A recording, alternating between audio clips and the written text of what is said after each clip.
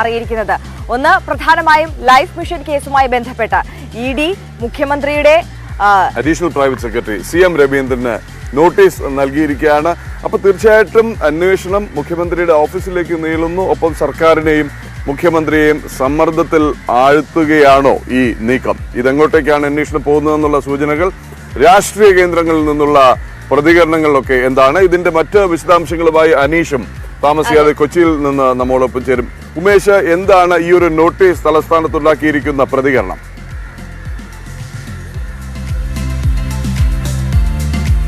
Good morning Pradeep. Good morning Arya. എന്തായാലും ഏറ്റവും നിർണായകമായ നീക്കത്തിലേക്ക് ഇഡി കടന്നിരിക്കുന്നു. നേരത്തെ തന്നെ മുഖ്യമന്ത്രിയുടെ ഓഫീസിലേക്ക് അന്വേഷണം എത്തുമെന്നുള്ള സൂചനകളുണ്ടായിരുന്നു.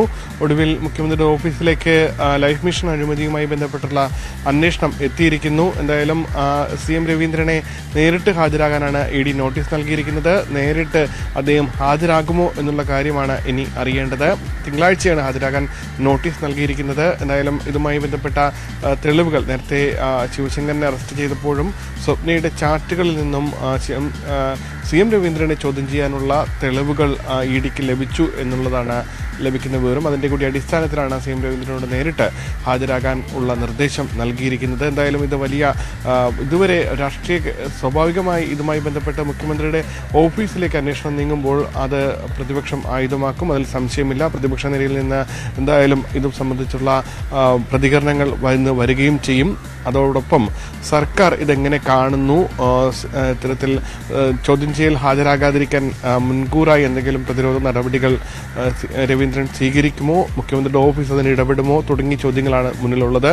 മുൻപും സമാനമായി ചോദ്യം ചെയ്യലിനെ വിളിച്ചപ്പോഴൊന്നും ഹാജരാകാത്തൊരു ചരിത്രവുമുണ്ട്. അപ്പോൾ ആ സാഹചര്യത്തിൽ ഇപ്പോൾ മുഖ്യമന്ത്രിയുടെ ഓഫീസിലേക്ക് അന്വേഷണം എത്തുമ്പോൾ അതും ആദ്യഘട്ടം കഴിഞ്ഞത് രണ്ടാം പിണറായി സർക്കാരാണ്. സ്വാഭാവികമായി ഇവിടെയും ഏറ്റവും ശക്തൻ, മുഖ്യമന്ത്രിയുടെ ഓഫീസിലെ ഏറ്റവും ശക്തൻ CM രവീന്ദ്രൻ തന്നെയാണ്. മറ്റ് പാർട്ടിയിലെ മുതിർന്ന അംഗങ്ങളടക്കം KK രാഗേഷ് അടക്കമുള്ളവർ മുഖ്യമന്ത്രിയുടെ സ്റ്റാഫിലുണ്ടെങ്കിലും മുഖ്യമന്ത്രിയുടെ ഏറ്റവും വിശ്വസ്തനാണ് CM രവീന്ദ്രൻ. അതാണ് ഇതിലേറ്റവും നിർണായകം. അതുകൊണ്ട് തന്നെ നേരിട്ട് അല്ലെങ്കിൽ ഇഡിക്ക് മുന്നിൽ ഹാജരാകാതിരിക്കാൻ അല്ലെങ്കിൽ ഇതുമായി ബന്ധപ്പെട്ട മറ്റെന്തെങ്കിലും നിയമ നടപടിയിലേക്ക് സർക്കാർ കടക്കുമോ എന്നുള്ളതാണ് പ്രധാനമായി ഇന്ന് ഉറ്റുനോക്കുന്നത്.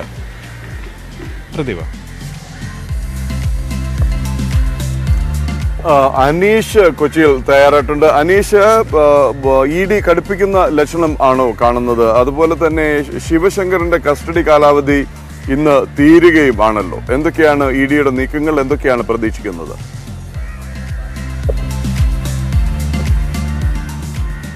ശിവശങ്കറിൻ്റെ കസ്റ്റഡി കാലാവധി ഇന്ന് കഴിയാനിരിക്കെയാണ് ഒരു നിർണായക നീക്കവുമായി ED മുന്നോട്ട് പോയിരിക്കുന്നത്. കാരണം ആദ്യ തവണ 5 ദിവസം കസ്റ്റഡിയിൽ കൊടുത്തിരുന്നു. രണ്ടാമതാണ് പിന്നീട് വീണ്ടും കസ്റ്റഡി കാലാവധി നീട്ടി ചോദിച്ചത്. ഇന്ന് കസ്റ്റഡി കാലാവധി അവസാനിക്കുകയും കോടതിയിൽ ഹാജരാക്കാനിരിക്കുകയുമാണ്.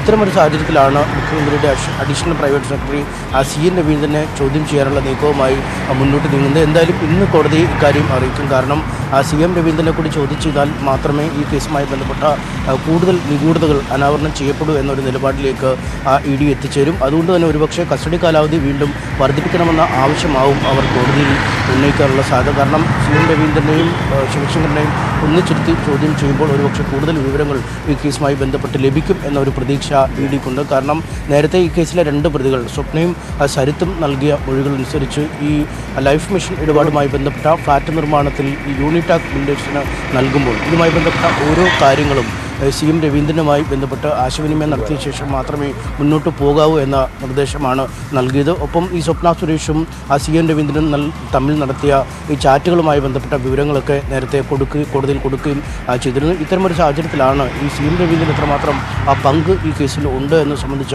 വിശദമായ അന്വേഷണം വേണമെന്ന് ED ആവശ്യപ്പെടുന്നു. ഒരുപക്ഷെ ഈ ചോദ്യം ചെയ്യലിന് ശേഷം കൂടുതൽ വ്യക്തതയ്ക്കായി ഈ കസ്റ്റഡിയിലെടുക്കുന്ന അടക്കമുള്ള നടപടിക്രമങ്ങളിലേക്ക് ED നീങ്ങുന്നതിനും സാധ്യതയുണ്ട്. 2020 ഇതിനു മുമ്പ് CM രവീന്ദ്രനെ ചോദ്യം ചെയ്ത് അന്ന് 3 വട്ടം നോട്ടീസ് നൽകി വിളിച്ചെങ്കിലും ഈ കോവിഡും അനുബന്ധ പ്രശ്നങ്ങളൊക്കെ ചൂണ്ടിക്കാട്ടി ചോദ്യം ചെയ്യലിൽ നിന്നും ഒഴിഞ്ഞു നീങ്ങുകയായിരുന്നു. ഇതിനുശേഷമാണ് പിന്നീട് ഏതാണ്ട് 11 മണിക്കൂറോളം CM രവീന്ദ്രനെ ചോദ്യം ചെയ്ത് പിന്നീട് ഈ CM രവീന്ദ്രനുമായി ബന്ധമുണ്ടെന്ന് കണ്ട ചില വ്യാപാര സ്ഥാപനങ്ങളിലടക്കം ED പരിശോധന നടത്തുകയും വിവരങ്ങളൊക്കെ സ്വീകരിക്കുകയും ചെയ്തിരുന്നു. എന്നാൽ അതും പിന്നീട് ഈ CM രവീന്ദ്രൻ നൽകിയ വിവരങ്ങളുമൊക്കെ തമ്മിൽ ഒത്തുപോകുന്നില്ല എന്ന രീതിയിലുള്ളൊരു വിലയിരുത്തൽ ഉണ്ടാവുകയും കഴിഞ്ഞു. എന്തായാലും ഈ വിവരങ്ങളുടെ എല്ലാം അടിസ്ഥാനത്തിലാണ് തിങ്കളാഴ്ച CM രവീന്ദ്രനെ ചോദിച്ച് വിളിപ്പിക്കുന്നത്. എന്തായാലും അതിൻ്റെ പശ്ചാത്തലത്തിൽ ഈ ശിവശങ്കറിൻ്റെ കസ്റ്റഡി കാലാവധി ഇനിയും നീട്ടി നൽകി കോടതിയിൽ ചോദിക്കുമോ, അത് കോടതി നൽകുമോ എന്നതൊക്കെയാണ് ഇന്നത്തെ ദിവസത്തെ ഏറ്റവും അധികം നിർണായകമാക്കുന്നത്. പ്രദീപ്. അനീഷിലേക്ക് തിരികെ എത്താം. വളരെ പ്രധാനപ്പെട്ട കൊച്ചി ഏറ്റവും അധികം അലട്ടുന്ന വിഷയം കുടിവെള്ള പ്രശ്നമാണ്. കഴിഞ്ഞ ദിവസം അനീഷും ഡാനിയും സുവിയും എല്ലാം ചേർന്ന ആ ജനങ്ങളുടെ വികാരം, ജനങ്ങളുടെ ശബ്ദം നാട്ടുകൂട്ടത്തിലൂടെ ന്യൂസ് 18 പ്രേക്ഷകർക്ക് മുന്നിൽ എത്തിച്ചിരുന്നു. തിരുവനന്തപുരത്തേക്ക് ഒരിക്കൽ കൂടി ഉമേഷിലേക്ക്. അതെ ഉമേഷ്, ഒരു ഇടവേളയ്ക്ക് ശേഷം വീണ്ടും ഗവർണറും സർക്കാരും തമ്മിലുള്ള ആ ഒരു അസ്വാരസ്യം വാർത്തകളിൽ നിറയാൻ തുടങ്ങിയിരിക്കുകയാണ്. അതിന് തുടക്കം കുറിച്ചത് നമ്മുടെ ന്യൂസ് 18 CNN ന്യൂസ് 18 ഗവർണർ നൽകിയ ഒരു പ്രത്യേക അഭിമുഖം. അതിൽ അദ്ദേഹം ഉന്നയിച്ച വളരെ ഗുരുതരമായ ചില പരാമർശങ്ങൾ, ആക്ഷേപങ്ങൾ, അതെ, അതിന് തുടക്കമിട്ടുകൊണ്ട് അതിന് പിന്നാലെയാണ് 5 മന്ത്രിമാർ ഇന്നലെ ഗവർണറെ നേരിട്ട് പോയി കണ്ട് വിവാദ ബില്ലുകളിൽ ഒരു വിശദീകരണം നൽകിയത്. യാതൊരു ലക്ഷണവും കാണുന്നില്ല എന്നാണ് മനസ്സിലാക്കേണ്ടത് ഉമേഷ്.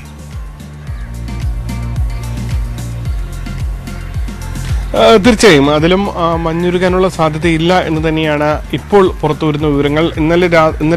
ഇന്നലെയാണ് 4 മന്ത്രിമാർ, അതായത് ഉന്നത വിദ്യാഭ്യാസ വകുപ്പ് മന്ത്രി, കൂടാതെ വ്യവസായ മന്ത്രി, സഹകരണ വകുപ്പ് മന്ത്രി, കൂടാതെ മന്ത്രി അബ്ദുൾ റഹ്മാൻ തുടങ്ങിയവർ രാജ്ഭവനിലെത്തി ഗവർണറെ നേരിട്ട് കണ്ടത്. ഗവർണർ നേരത്തെ തന്നെ 8 ബില്ലുകളാണ് ഗവർണറുടെ പരിഗണനയിലുള്ളത്. ഈ 8 ബില്ലുകളിലും വ്യക്തത വേണമെന്നുള്ള ആവശ്യം ഗവർണർ മുന്നോട്ട് വയ്ക്കുകയും ഈ 8 ബില്ലുകളിലും പലതും വ്യക്തതയില്ല എന്നും അതിൽ വ്യക്തത വരുത്തേണ്ടത് മന്ത്രിസഭയുടെ ഉത്തരവാദിത്തമാണ് എന്നുള്ള നിലപാടും സ്വീകരിച്ചത്. അത് ന്യൂസ് 18 തന്നെ നമ്മളത് പ്രേക്ഷകരിലേക്ക് എത്തിക്കുകയും ചെയ്തിരുന്നു. എന്തായാലും ആ നിലപാട് ഗവർണർ ഇന്നലെയും ആവർത്തിച്ചു. ഈ 4 മന്ത്രിമാർ നേരിട്ടെത്തി വിശദീകരണം നൽകിയിട്ടും ഗവർണർ തൃപ്തനല്ല. പൂർണ്ണമായി ബില്ലുകളിലെ അവ്യക്തത അല്ലെങ്കിൽ ബില്ലുകളിൽ പറഞ്ഞിരുന്ന ഉന്നയിച്ചിരുന്ന കാര്യങ്ങൾ അത് പൂർണ്ണമായി ഒരുപക്ഷെ ഗവർണറെ മനസ്സിലാക്കാൻ കഴിഞ്ഞിട്ടില്ല എന്നാണ് മനസ്സിലാക്കുന്നത്. എന്തായാലും ഇന്നലെ 4 മന്ത്രിമാരും ദീർഘമായ സംഭാഷണത്തിന് ശേഷം ഗവർണറുമായി അത്താഴ വിരുന്നെല്ലാം കഴിഞ്ഞിട്ടാണ് എത്തിയത്. പക്ഷേ ബില്ലുകളുടെ കാര്യത്തിൽ മാത്രം ഗവർണർ ഒരു വിട്ടുവീഴ്ചയ്ക്കില്ല എന്നുള്ള സൂചനയാണ് ലഭിക്കുന്നത്. സ്വാഭാവികമായി വരും ദിവസങ്ങളിൽ, പ്രത്യേകിച്ച് സർവകലാശാല ഭേദഗതി നിയമത്തിലടക്കം വരും ദിവസങ്ങളിൽ വീണ്ടും ഗവർണർ സർക്കാർ പോരിലേക്ക് നീങ്ങും എന്നുള്ള സൂചന തന്നെയാണ് ലഭിക്കുന്നത്. പ്രദീപ്. ശരി അനീഷ്, എന്തായാലും നോക്കാം എങ്ങനെയാണ്. വളരെ കൃത്യമായി കാര്യങ്ങൾ പറഞ്ഞിട്ട് ഗവർണർ വീണ്ടും രാജ്ഭവൻ തിരുവനന്തപുരം വിടുകയാണ്, അല്ലെങ്കിൽ കേരളം വിട്ടുള്ള യാത്രയിലേക്ക് നീങ്ങുകയാണ്. സർക്കാർ സമ്മർദ്ദത്തിൽ തന്നെ തുടർന്ന ലക്ഷണമാണ്. ഒരിക്കൽ കൂടി കൊച്ചിയിലേക്ക് പോകേണ്ടതുണ്ട്. അവിടെ അനീഷ് തയ്യാറായിട്ടുണ്ട്. എന്തായാലും അവിടെ കുറെ നാളായി കൊച്ചിയെ അലട്ടുന്ന ഒരു വിഷയമാണ് കൊച്ചിയിലെ ശുദ്ധജല ക്ഷാമം. അതിരൂക്ഷമായി ഇത് തുടരുകയാണ്. ഇപ്പോൾ ഈ പമ്പ് ഹൗസുകളിലെ മോട്ടോറുകൾ തകരാറിലായതാണ് കൂടുതൽ പ്രതിസന്ധിക്ക് കാരണമായത്. ഇത് നന്നാക്കാനുള്ള ഒരു നടപടി അത് ആരംഭിച്ചിട്ടുണ്ടോ അനീഷ്? അപ്പൊ കൊച്ചിയിലെ ശുദ്ധജല ക്ഷാമം ഒരിക്കൽ കൂടി നമുക്ക് ചർച്ച ചെയ്യേണ്ടതുണ്ട്.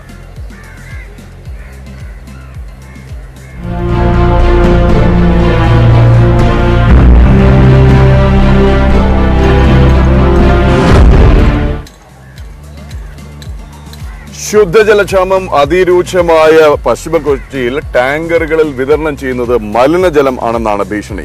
ശുദ്ധജലം വിതരണം ചെയ്യുന്നതെന്ന് കൊച്ചി MLA അടക്കം ആവർത്തിച്ച് അവകാശപ്പെടുമ്പോഴാണ് ഇത്. ടാങ്കർ ലോറികളിലെത്തുന്ന വെള്ളത്തിന്റെ ഗുണനിലവാരം പരിശോധിക്കുന്നില്ലെന്നും പരാതിയുണ്ട്. ഈ ടാങ്കർ ലോറിയിൽ വരുന്ന വെള്ളം മോശമാണെന്ന് പറയുന്നത് ഒട്ടും ശരിയല്ല. കാരണം ടാങ്കർ ലോറിയിൽ വരുന്ന വെള്ളം വാട്ടർ അതോറിറ്റിയിൽ നിന്ന് എടുക്കുന്ന വെള്ളം മാത്രമാണ്, പുറമെ നിന്ന് വെള്ളം എടുക്കാറില്ല. MLAയുടെ അവകാശവാദങ്ങൾക്കിടെ പശ്ചിമ കൊച്ചിയുടെ വിവിധ മേഖലകളിൽ വിതരണം ചെയ്ത കുടിവെള്ളത്തിന്റെ നിറമാണിത്. നിറം മാത്രമല്ല, കടുത്ത ദുർഗന്ധവുമുണ്ട്. എന്നാൽ എല്ലായിടത്തും വിതരണം ചെയ്യുന്നത് ഈ നിലവാരത്തിലുള്ളതാണെന്ന് പറയുന്നില്ല. ശുദ്ധജലക്ഷാമം രൂക്ഷമായതോടെ യാതൊരു ഗുണമേന്മയും നോക്കാതെയാണ് ടാങ്കറുകളിൽ വെള്ളം നിറയ്ക്കുന്നതും അവ വീടുകളിലേക്ക് എത്തിക്കുന്നതും. ഇന്ന് രാവിലെ ഈ പ്രദേശത്ത് 3 കളറിലെ വെള്ളം വന്നു. ആദ്യം വന്ന പാൽ കളറിലെ വെള്ളമാണ്, പിന്നെ വന്നതൊരു കൽപ്പൊടി കളറിലെ വെള്ളം, പിന്നെ വന്നേക്കണ ഒരു കറുത്ത കളറിലെ വെള്ളം. ഇത്രയും വീട്ടമ്മമാർ റോഡിലിറങ്ങി പ്രശ്നം ഉണ്ടാക്കണമെങ്കിൽ അവർക്ക് വീട്ടിൽ വെള്ളം കിട്ടിയിട്ടുണ്ടെങ്കിൽ റോഡിൽ വെറുതെ ഇറങ്ങി പ്രശ്നം ഉണ്ടാക്കും. ഇവർക്ക് എന്താണ് ഈ MLA-നോടുള്ള പ്രശ്നം? വീടുകളിൽ എത്തിച്ച വെള്ളം പലർക്കും ഉപയോഗിക്കാനായില്ല. വീടുകളുടെ ടാങ്കുകളിൽ വെള്ളം നിറച്ചവർക്ക് ഒടുവിൽ ടാങ്ക് കഴുകാൻ വേറെ വെള്ളം അന്വേഷിക്കേണ്ട ഗതികേടായി. ഇപ്പൊ 3ാമത്തെ ട്രിപ്പാണ് എന്റെ ടാങ്ക് ക്ലീൻ ചെയ്യണത് ഞാൻ. ഭയങ്കര മണമാണ് വെള്ളത്തിന്. കുടിക്കാനും പറ്റില്ല, ഒന്നിനും പറ്റില്ല, ഒരു സംഗതിക്കും പറ്റില്ല. വെറുതെ വെള്ളം അടിച്ചു കളയാനേ പറ്റുള്ളൂ, അല്ല വേറെ യാതൊരു ഇതൊന്നും തന്നെ ഇല്ല തന്നെ. പശ്ചിമ കൊച്ചി മേഖലയിൽ പലയിടത്തും ടാങ്കറുകളിലെത്തുന്ന കുടിവെള്ളം ഉപയോഗിച്ചവർക്ക് ജലജന്യ രോഗങ്ങൾ ബാധിച്ചതായും റിപ്പോർട്ടുണ്ട്. ന്യൂസ് 18 കൊച്ചി.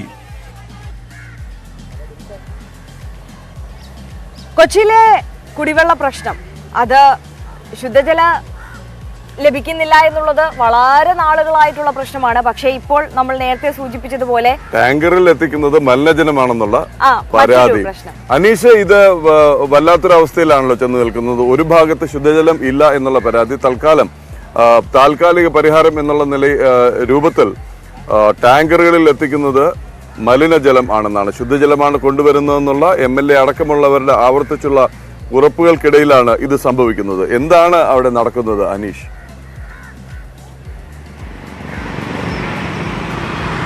ഈ വാട്ടർ അതോറിറ്റി നൽകുന്ന വിശദീകരണം കൃത്യമായി വാട്ടർ അതോറിറ്റി ജലം ശേഖരിക്കുന്ന ചില പോയിന്റുകളുണ്ട്. ആ പോയിന്റുകളിൽ നിന്നുള്ള ജലം മാത്രമാണ് വിതരണത്തിനായി എത്തിക്കുന്നത്. അതുകൊണ്ട് കൃത്യമായും വാട്ടർ അതോറിറ്റിക്ക് തന്നെയാണ് ഈ ജലവിതരണത്തിൽ ചുക്കാൻ ഉള്ളത് എന്ന് തന്നെയാണ് അവർ പറയുന്നത്. പക്ഷേ എങ്ങനെയാണ് ഇത്തരം മലിനജലം പിന്നീട് ഇവിടേക്ക് എത്തുന്നത് എന്നതിനെക്കുറിച്ച് വളരെ വിശദമായ അന്വേഷണം തന്നെ വേണ്ടിവരും. കാരണം ഈ വാട്ടർ അതോറിറ്റിയുടെ ഹൈഡൌട്ടുകളിൽ നിന്നാണ് വെള്ളം പുറത്തേക്ക് കൊണ്ടുവരുന്നത്. എന്നാൽ ഈ വെള്ളം മറ്റിടങ്ങളിലേക്ക് കൊടുത്ത ശേഷം ഈ ചീത്ത വെള്ളമാണോ ഈ പാവപ്പെട്ട ആളുകൾ താമസിക്കുന്ന ഇടങ്ങളിലേക്ക് വിതരണം ചെയ്യാൻ എത്തിക്കുന്നത് എന്നത് സംബന്ധിച്ച അന്വേഷണമാണ് വേണ്ടത്. എന്തായാലും GPS അടക്കമുള്ളവ ഘടിപ്പിച്ച ലോറികളാണ് ഇത്തരത്തിൽ ജലവിതരണത്തിനായി ക്രമീകരിച്ചിട്ടുള്ളത് എന്നാണ് ജില്ലാ ഭരണകൂടം പറയുന്നത്. അതുകൊണ്ട് അക്കാര്യത്തെക്കുറിച്ചൊരു അന്വേഷണം ഒരുപക്ഷെ MLA അടക്കം മുൻകൈയെടുത്ത് നടത്തുമോ എന്നതിനെക്കുറിച്ച് നമുക്ക് സാധ്യതകൾ ആരായേണ്ടതുണ്ട്. എന്തായാലും ഈ കൂടുതൽ ടാങ്കറുകളിൽ കുടിവെള്ളം എത്തിക്കുന്നതിനുള്ള സംവിധാനങ്ങൾ ഏർപ്പെടുത്തുമെന്നാണ് ജില്ലാ ഭരണകൂടം ഏറ്റവും ഒടുവിൽ അറിയിച്ചിരിക്കുന്നത്. കൂടുതൽ ടാങ്കറുകൾ ഒരുപക്ഷെ ഈ ട്രാൻസ്പോർട്ട് അധികൃതർ പിടിച്ചെടുത്ത ശേഷം ഈ ജലക്ഷാമം രൂക്ഷമായ ഇടങ്ങളിലേക്ക് എത്തിക്കുമെന്നാണ് ഇന്നലെയും അറിയിച്ചിരിക്കുന്നത്. സ്വമേധയാ വിട്ടു നൽകിയില്ലെങ്കിൽ അത് പിടിച്ചെടുത്ത് ആവശ്യത്തിന് ഈ ദുരന്ത നിവാരണ നിയമപ്രകാരം ഏറ്റെടുക്കാനുള്ള ഉത്തരവ് ഇന്നലെ കളക്ടർ ഇറക്കി കഴിഞ്ഞിരിക്കുന്നു. ഒപ്പം ഈ കുടിവെള്ളക്ഷാമം രൂക്ഷമായ പശ്ചിമോച്ചി അടക്കമുള്ള മേഖലകളിലേക്ക് വെള്ളം എത്തിക്കുന്നതിനായി ഒരു പ്രത്യേക കൺട്രോൾ റൂം ഇതിനു മുതൽ തുറന്നിരിക്കുന്നു എന്ന് അധികൃതർ പറയുന്നു. കാരണം ഏറ്റവും അധികം പരാതികൾ ഉയരുന്നത് പശ്ചിമോച്ചി ഭാഗത്തു നിന്നാണ്. ഫോർട്ട് കൊച്ചി, ചെല്ലാനം, കുമ്പളം പോലെയുള്ള പഞ്ചായത്തുകളാണ് ഇത് ഏറ്റവും അധികം ബാധിച്ചിരിക്കുന്നത്.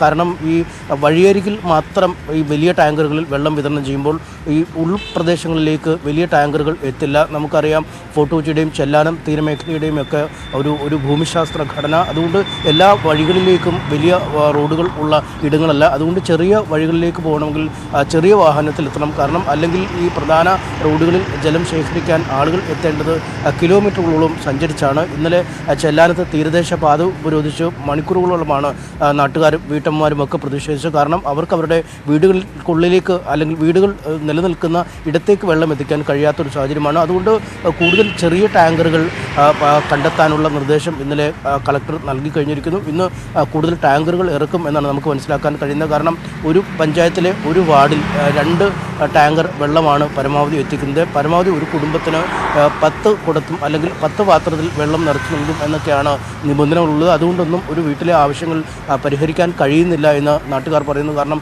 കുട്ടികൾക്ക് സ്കൂളുകളിൽ പോകുന്നതിന് മുമ്പ് കുളിച്ചിട്ട് പോലും പോകുന്നതിനുള്ള ഒരു സാഹചര്യം നിലവിൽ ആ മേഖലകളിലില്ല. എന്തായാലും ഇന്നും ഈ കാര്യങ്ങൾ പഴയപടിയൊക്കെ ആണെങ്കിൽ കൂടുതൽ ഇടങ്ങളിൽ നിന്ന് പ്രതിഷേധങ്ങൾ ഉയരാം. കൂടുതൽ കൃത്യമായി ഈ ജലവിതരണം നടത്താനുള്ള ശ്രമങ്ങൾ ജില്ലാ ഭരണകൂടം നടത്തുന്നു എന്നാണ് അവകാശപ്പെടുന്നത്. എന്തായാലും ഈ അറ്റകുറ്റപ്പണി പൂർത്തിയാക്കി ഈ മോട്ടോറുകൾ പ്രവർത്തന സജ്ജമാവണമെങ്കിൽ ഇനി ഏതാനും ദിവസങ്ങൾ വേണ്ടിവരും. ഒരു മോട്ടറെങ്കിലും 2-3 ദിവസത്തിനുള്ളിൽ പ്രവർത്തന സജ്ജമാക്കാൻ കഴിയുമോ എന്ന ഒരു ഭഗീരഥ പ്രയത്നത്തിലാണ്. കാരണം 809 കുതിരശക്തിയൊക്കെ ഉള്ള വലിയ മോട്ടറുകളാണ്. അത് പ്രത്യേകം ഈ കസ്റ്റമൈസ്ഡായ മോട്ടറുകളാണുള്ളത്. അതുകൊണ്ട് അവ ഈ വലിയ ആഴത്തിലാണ് സ്ഥാപിച്ചിരിക്കുന്നത്. അവയിൽ നിന്നും ഉയർത്തി മുകളിലേക്ക് എത്തിച്ച ശേഷം അറ്റകുറ്റപ്പണി തീർത്ത് താഴേക്ക് ഇറക്കിയപ്പോൾ വീണ്ടും അതിന് എന്തൊക്കെയോ തകരാറുകൾ കണ്ടു. അതുകൊണ്ട് വീണ്ടും ഇറക്കി കയറ്റേണ്ട അവസ്ഥ. അതീവ സങ്കീർണമായ ഉപകരണങ്ങളാണ് അതിലൊക്കെ ഉള്ളത്. അതുകൊണ്ട് 2-3 ദിവസങ്ങളിൽ താൽക്കാലികമായെങ്കിലും ഈ പ്രതിസന്ധിക്ക് പരിഹാരം ഉണ്ടാകുമെന്നാണ് നമുക്ക് പ്രതീക്ഷിക്കാൻ കഴിയുന്നത്. അതുവരെ ഇത്തരം പ്രതിഷേധങ്ങളിലും ജനങ്ങളുടെ ഭാഗത്തു നിന്നുള്ള പരാതികളുമൊക്കെ തുടരുക തന്നെ ചെയ്യും. പ്രദീപ്, ആര്യ. തീർച്ചയായും. എന്തായാലും കൊച്ചിയിലെ ദാരുണമായ അവസ്ഥ ഇതാണ്. പക്ഷേ വളരെ വർഷങ്ങളായി കൊച്ചിയെ അലട്ടുന്ന കൊച്ചിക്കാരുടെ പരാതിക്ക് ഇനിയും പരിഹാരം ആയില്ല എന്നുണ്ടെങ്കിൽ, കാര്യം ഇതിപ്പോൾ ഒരു പെട്ടെന്നൊരു പ്രതിസന്ധി ഉണ്ടായി, ഒരു ക്ഷാമമുണ്ടായി, അത് പരിഹരിക്കാൻ ചിലപ്പോൾ ഒരു ബുദ്ധിമുട്ട് വരാം. പക്ഷെ ഇത് ലോങ് ടേം അടിസ്ഥാനം, ദീർഘകാല അടിസ്ഥാനത്തിൽ ഒരു പരിഹാരം കണ്ടെത്താൻ കഴിയുന്നില്ല എന്നുള്ളത് ഒട്ടും തന്നെ അംഗീകരിക്കാൻ കഴിയുന്ന ഒരു സംഗതിയല്ല. കൊച്ചിയിലെ ശുദ്ധജല ക്ഷാമത്തിൽ നിന്ന് കൊച്ചിയിൽ മാത്രമല്ല വിഴിഞ്ഞത്തും ഇതേ അവസ്ഥ തന്നെയാണ് എന്നുള്ളതാണ് വാസ്തവം. കുടിക്കാനും പാചകം ചെയ്യാനും പ്രാഥമിക ആവശ്യങ്ങൾക്ക് പോലും വില കൊടുത്ത് വെള്ളം വാങ്ങേണ്ട ഗതികേടിലാണ് വിഴിഞ്ഞത്തെ ജനത എന്ന് പറയുന്നത്. ഇനിയിപ്പോൾ വേനൽക്കാലം അടുത്ത് വരികയാണ്. വേനൽക്കാലം കൂടി ആകുന്നതോടുകൂടി ഇവരുടെ ജീവിതം കൂടുതൽ ദുസ്സഹമാകും എന്നുള്ളതാണ്. ഈ ശുദ്ധജലം എത്തിക്കുന്നതിൽ ഈ അധികൃതർ കാട്ടുന്ന അലംഭാവം മുതലെടുക്കാനും ആളുണ്ട്. ഒരു കുടത്തിന് 10 രൂപ നിരക്കിലാണ് സ്വകാര്യ ടാങ്കറുകൾ വെള്ളം എത്തിക്കുന്നത്. പിള്ളേർ സ്കൂളിൽ പോകുമ്പോൾ അവരയക്കണം, വെള്ളം പിടിക്കാതിരിക്കുമ്പോൾ ഇവിടെ കുടങ്ങളെല്ലാം വരി പിടിച്ച് അടിയും തർക്കങ്ങളിലേ കിടക്കുന്നു. ഞങ്ങൾ കുടിവെള്ളം വേണ്ടേ? അപ്പം അതുകൊണ്ട് ഈ കഷ്ടപ്പാടോട്ട് ഞങ്ങൾ ആരെയില്ലെങ്കിലും ഞങ്ങൾ കുടിക്കാൻ ജലം എടുക്കണം. അപ്പം അതുകൊണ്ട് ഞങ്ങൾ കുടിക്കാൻ വെള്ളം വേണം. വരണ വോട്ടിട്ട് രയിച്ച് വരുന്ന മന്ത്രിമാരെല്ലാം പറയുന്നത് കുടിവെള്ളത്തിന് വേണ്ടി അറിയുന്നു. ഞങ്ങൾക്ക് ഇതുവരെയും കുടിവെള്ളം കിട്ടിയിട്ടില്ല. 2 ദിവസം കഴിഞ്ഞ ഉടനെ വെള്ളം വിടും. ആ 2 ദിവസം കഴിഞ്ഞ് നിന്നാൽ പിന്നീട് വീണ്ടും 3-4 ആഴ്ച വരെ വെള്ളമില്ല. അത് കഴിഞ്ഞ് വീണ്ടും നമ്മൾ പരാതി കൊടുക്കണം. അത് കഴിഞ്ഞ് ഇതേപോലെ 2 ദിവസം 1 ദിവസം വെള്ളം വിടും.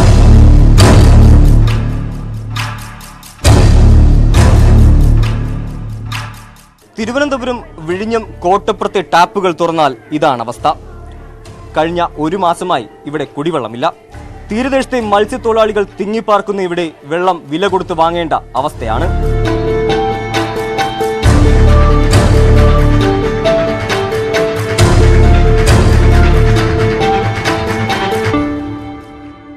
വർഷങ്ങളായി കുടിവെള്ളത്തിന് സ്വകാര്യ ടാങ്കറുകളെ ആശ്രയിക്കേണ്ട അവസ്ഥ. ഒരു കുടം വെള്ളത്തിന് 10 രൂപ. തുച്ഛ വരുമാനത്തിൽ കഴിയുന്ന ഇത്തരം മത്സ്യത്തൊഴിലാളി കുടുംബങ്ങൾ സ്വകാര്യ ലോറികളിലെത്തുന്ന കുടിവെള്ളം വാങ്ങാൻ ദിവസവും പണം കണ്ടെത്തണം. പൈസ കൊടുത്ത് 10 രൂപ, 8 രൂപ, 7 രൂപ കുടം കണ്ടതുപോലെയൊക്കെ എടുക്കും. പിന്നെ വരി പിടിച്ച തല വരെ ഇവിടെ വരെ നിൽക്കും. വരി പിടിച്ച് കുടങ്ങളെ ഇട്ടിട്ട് പിന്നെ മക്കളെ വിടാൻ ജോലി ചെയ്യാൻ ഇതും കളിയുന്നില്ല. വെള്ളമെന്ന് 2 ആഴ്ചയിൽ തന്നെ കിട്ടുന്നത്. കുടിവെള്ളം കിട്ടണം. ഈ കുടിവെള്ളം ഞാൻ വാങ്ങിക്കുന്നത് 7 രൂപ, ചെറിയ കുടത്തിന് 7 രൂപ, വലിയ കുടത്തിന് 8 രൂപ. ഇതനുസരിച്ചാണ് ഞങ്ങൾ എപ്പോഴും 7-8 കുട വെള്ളം ഒരാഴ്ചയ്ക്ക് ഞങ്ങൾ വാങ്ങിച്ച് വെച്ചിരിക്കുന്നത്. അതിന് ഞങ്ങൾ കുടിവെള്ളം നല്ല വെള്ളം തരണം. ഇപ്പൊ 10 രൂപയായി, വെള്ളം കിട്ടുന്നില്ല. 10 രൂപ കൊടുത്താലും വെള്ളം കിട്ടുന്നില്ല. അതിനുള്ള വരുമാനവും ഇല്ല ഞങ്ങൾക്ക്. വെള്ളത്തിന് വരെ നമ്മൾ പറ്റുവരവിലാണ് വെള്ളം എടുക്കുന്നത്. അവർ വരുമ്പോഴത്തേക്ക് 2 ആഴ്ച 3 ആഴ്ച കഴിഞ്ഞാണ് അവരുടെ പൈസയൊക്കെ കൊടുക്കുന്നത്. മത്സ്യത്തൊഴിലാളികൾ തിങ്ങിപ്പാർക്കുന്ന കോട്ടപ്പുറം, പള്ളിത്തുറ, മതിപ്പുറം, പട്ടാണി കോളനി, വലിയ പറമ്പ് പ്രദേശങ്ങളിലാണ് ജനം കുടത്തിലെ വെള്ളം വില കൊടുത്ത് വാങ്ങുന്നത്. കോർപ്പറേഷന്റെ 843 പൈപ്പ് കണക്ഷനുകൾ ഉണ്ടെങ്കിലും ശുദ്ധവെള്ളം കിട്ടിയിട്ട് നാളുകൾ ഏറെയായി. ഓരോ മാസവും കോർപ്പറേഷന് പണം കൊടുത്താണ് ഇത്തരം കണക്ഷനുകൾ ഈ തീരദേശവാസികൾ എടുത്തിട്ടുള്ളത്. എന്നിട്ടും വർഷങ്ങളായി തുടരുന്ന ഈ ഒരു ദുരവസ്ഥ അധികൃതർ കാണാത്തത് കൊണ്ടല്ല, കണ്ടില്ലെന്നടിക്കുകയാണ്. ക്യാമറാമാൻ ബിബിൻ മുരളിക്കൊപ്പം നന്ദകുമാർ, ന്യൂസ് 18, തിരുവനന്തപുരം. ഏറ്റവും വലിയ ദുരിതം, ഏറ്റവും വലിയ ഒരു ആവശ്യം ശുദ്ധജലം, വായു കഴിഞ്ഞാൽ ജലം, അതിന് പോലും അത് കൊടുക്കാൻ കഴിയുന്നില്ല ഒരു ഭാഗത്ത്. ആ ദുരവസ്ഥ മുതലെടുക്കുന്ന ചീങ്കണ്ണികൾ മറ്റൊരു ഭാഗത്ത്. ഇനിയൊരു യുദ്ധം ജലത്തിന് വേണ്ടിയാകും എന്നുള്ളത് നമ്മൾ പറയാറുണ്ട്. അതെന്തായാലും സമീപ ഭാവിയിൽ തന്നെ ഉണ്ടാകും എന്നുള്ളതിന്റെ ഒരു കാഴ്ചകളാണ് നമ്മൾ ഈ കൊച്ചിയിൽ നിന്നും വിഴിഞ്ഞത്തു നിന്നും ഒക്കെ കണ്ടുകൊണ്ടിരിക്കുന്നത്, അല്ലേ? അതെ. എന്തായാലും പ്രഭാത കേരളം തുടർന്നുകൊണ്ടിരിക്കുകയാണ്. കേരളത്തിലെ തന്നെ ഏറ്റവും പ്രസിദ്ധമായ ആരാധനാലയം ഭീമാപള്ളിയുടെ മണ്ണിൽ നിന്നാണ് പ്രഭാത കേരളം തുടർന്നുകൊണ്ടിരിക്കുന്നത്. ഒരുപാട് ചരിത്രം, വ്യത്യസ്തമായ ആചാര അനുഷ്ഠാനങ്ങളുടെ ഒക്കെ കഥ പറയാനുള്ള ചരിത്ര ഭൂമിയാണ് ഭീമാപള്ളി. ഏതായാലും ആ വിശേഷങ്ങളിലേക്ക് നമുക്ക് കൂടുതലായി എത്താം അല്ലേ? ഇതിനൊപ്പം നമ്മളൊപ്പം ഈ പള്ളി ഇമാം മാഹിൻ ഫൈസി ചേരും ഒരു ഇടവേളയ്ക്ക് ശേഷം ഇതിന്റെ ചരിത്രവുമായി ഐതിഹ്യങ്ങളുമായി.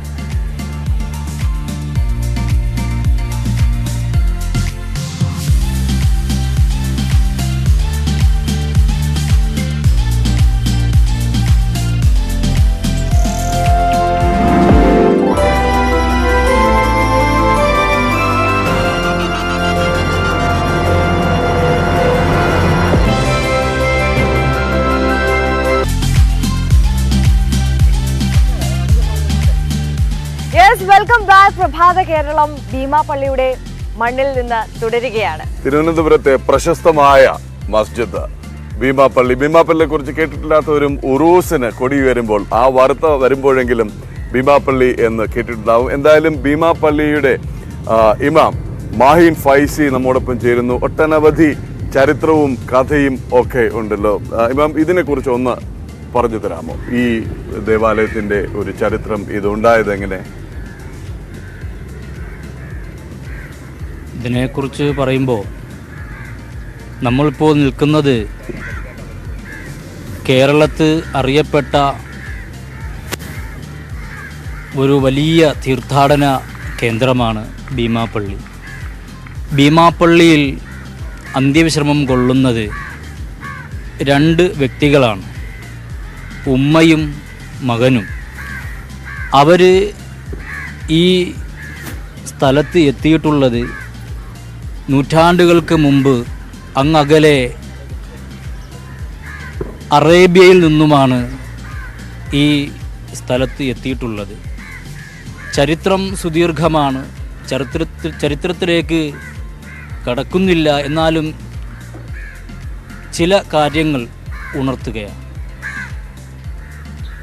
അന്ത്യപ്രവാചകൻ മുഹമ്മദ് മുസ്തഫ സല്ലല്ലാഹു അലൈഹി വസല്ലമ തങ്ങളുടെ കുടുംബ പരമ്പരയിൽപ്പെട്ട വ്യക്തിത്വങ്ങളാണ് ഇവിടെ അന്ത്യവിശ്രമം കൊള്ളുന്നത്. മുസ്ലിമീങ്ങളെ സംബന്ധിച്ചിടത്തോളം പ്രവാചകൻ്റെ കുടുംബ പരമ്പരയിൽപ്പെട്ടവർക്ക് സയ്യിദന്മാർ എന്നാ പറയുക. ഇവിടെ അന്ത്യവിശ്രമം കൊള്ളുന്ന മഹദി സയ്യിദത്തുൻ നിസാ ഭീമ ബീബി എന്നാണ് പേര്. ആ മഹദിയുടെ മകൻ സയ്യിദ് മാഹിൻ അബൂബക്കർ റളിയല്ലാഹു അൻഹു. ഇവർ രണ്ടുപേരുടെയും മക്ബറയാണ് ഇവിടെ സ്ഥിതി ചെയ്യുന്നത്. ഇവിടെ ജാതി ഭേദമന്യേ ധാരാളം വ്യക്തികൾ ലോകത്തിൻ്റെ വിവിധ ഭാഗങ്ങളിൽ നിന്നും വരുന്നുണ്ട്. ദേശ, ഭാഷ, വർഗ, വർണ്ണ, ജാതി ചിന്തകൾക്കതീതമായി ഈ തീർത്ഥാടന കേന്ദ്രത്തിൽ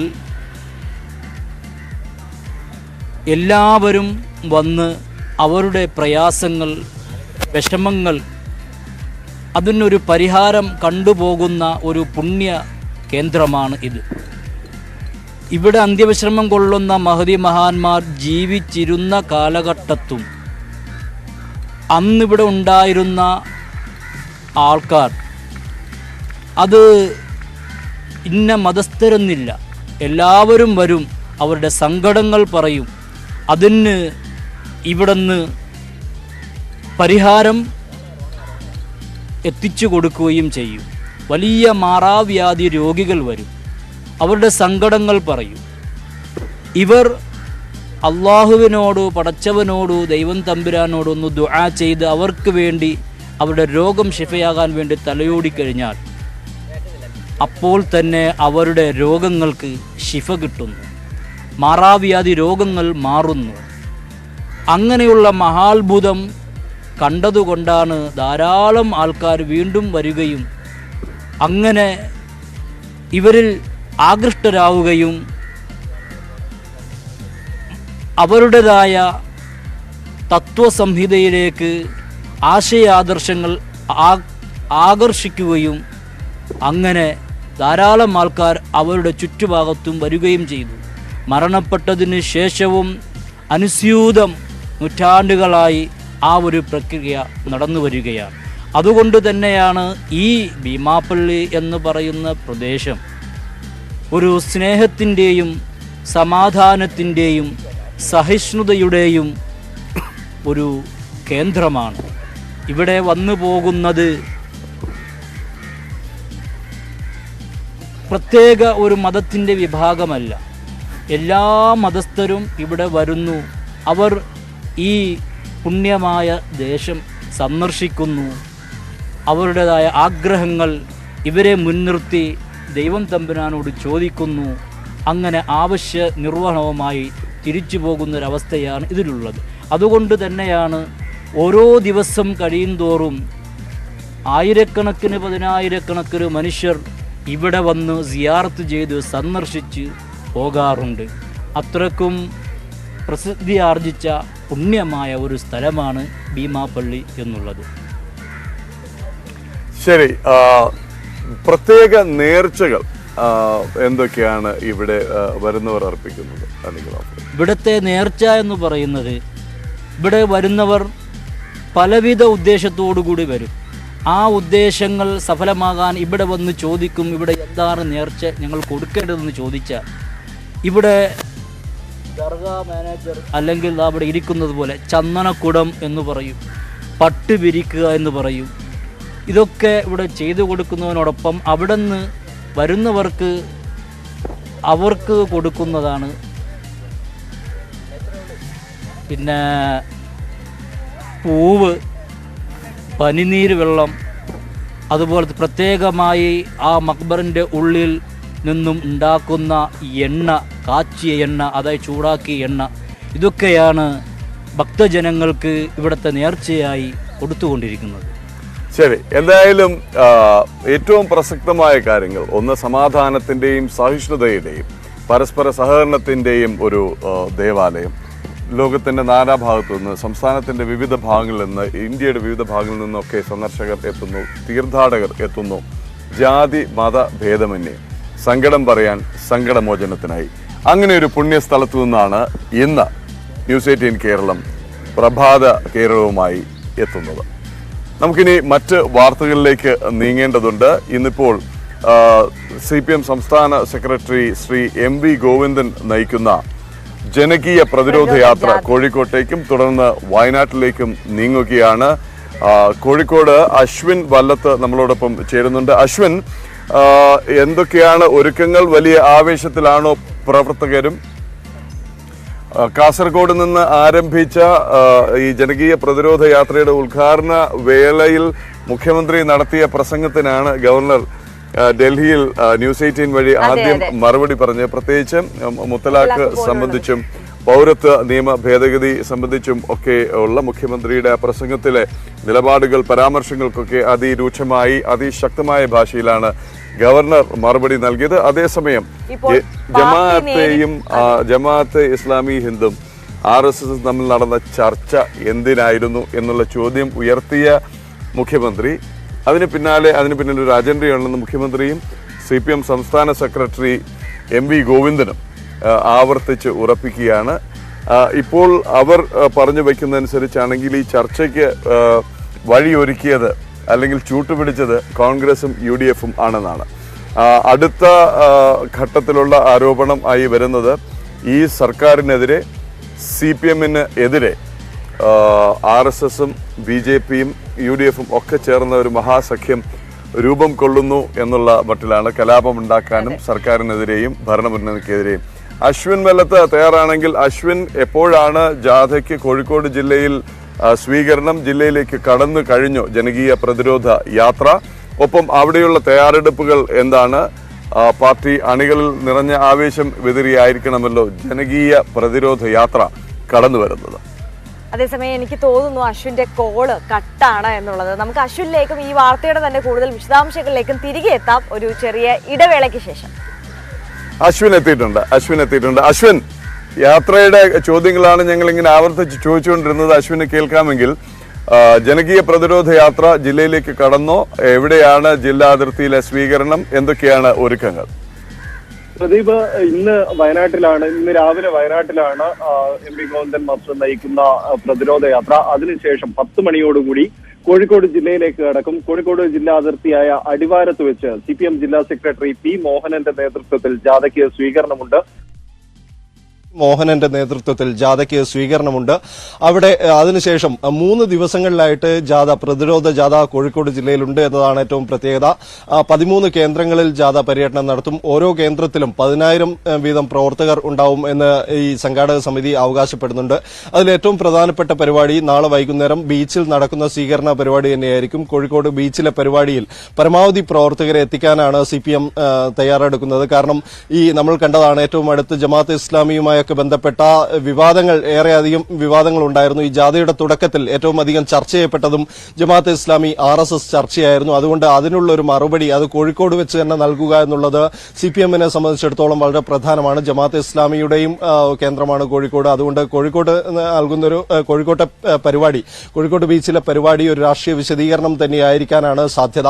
നേരത്തെ ജമാഅത്തെ ഇസ്ലാമിയും UDF-ഉം ഒക്കെ ഉന്നയിക്കുന്നത് പോലെ CPM RSS ചർച്ച മുൻപ് പലവട്ടം നടന്നിട്ടുണ്ട് എന്നൊക്കെയുള്ള ആരോപണങ്ങൾക്കുള്ള മറുപടി കൂടി നാളെ വൈകുന്നേരത്തെ പരിപാടിയിലുണ്ടാവും. ഇന്ന് 10 മണിയോടുകൂടി അടിവാരത്ത് വെച്ച് CPM ജില്ലാ സെക്രട്ടറി P. മോഹനന്റെ നേതൃത്വത്തിൽ ജാഥയ്ക്ക് സ്വീകരണം നൽകുന്നതോടുകൂടി കോഴിക്കോട് ജില്ലയിലെ പര്യടനം തുടങ്ങുകയായി.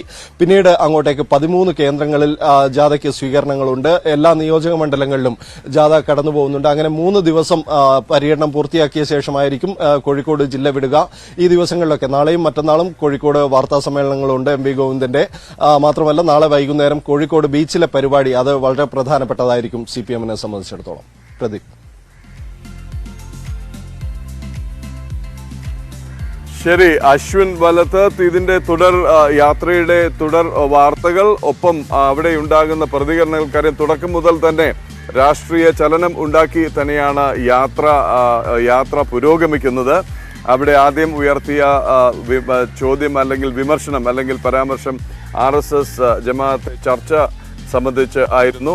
എന്തായാലും ഇതിന്റെ തുടർ പ്രതികരണങ്ങൾ ഉണ്ടാകുമോ എന്നറിയാം. മാത്രമല്ല മറ്റൊരു ഭാഗത്ത് ED സർക്കാരിനെയും CPM-നെയും സമ്മർദ്ദത്തിൽ ആഴ്ത്തുന്ന രീതിയിലുള്ള നീക്കങ്ങളുമായി മുന്നോട്ട് പോവുകയാണ്. ഇത് സംബന്ധിച്ച പ്രതികരണങ്ങൾ ഉണ്ടാവാൻ സ്വാഭാവികമായിട്ടും CPM സംസ്ഥാന സെക്രട്ടറിയോട് ഇത് സംബന്ധിച്ച ചോദ്യങ്ങൾ ഉയരും എന്നുള്ളത് ഉറപ്പാണ്. എന്തായാലും നമുക്ക് ഇപ്പോൾ വീണ്ടും ഒരു ഇടവേള അനിവാര്യമാണ്. ഇടവേളയ്ക്ക് ശേഷം ഒട്ടനവധി വാർത്തകളും വിശേഷങ്ങളുമാണ് പ്രേക്ഷകരെ കാത്തിരിക്കുന്നത്. അന്തർദേശീയ തലത്തിൽ യുക്രൈൻ യുദ്ധത്തിന് ഒരാണ്ട് തികയുകയാണ്. അവിടുത്തെ ഇപ്പോഴത്തെ അവസ്ഥ എന്താണ്? ഒപ്പം റഷ്യ എന്ന മഹാമേരുവിനെ, പുടിൻ എന്ന ഒരു ബലവാനെ വെല്ലുവിളിച്ച സെലൻസ്കിയുടെ വിശേഷങ്ങളും ഒക്കെ ആയി സരുൺ എ ജോസും നമ്മളോടൊപ്പം ചേരും. സമഗ്രമായി തന്നെ നോക്കാം ഇടവേളയ്ക്ക് ശേഷം.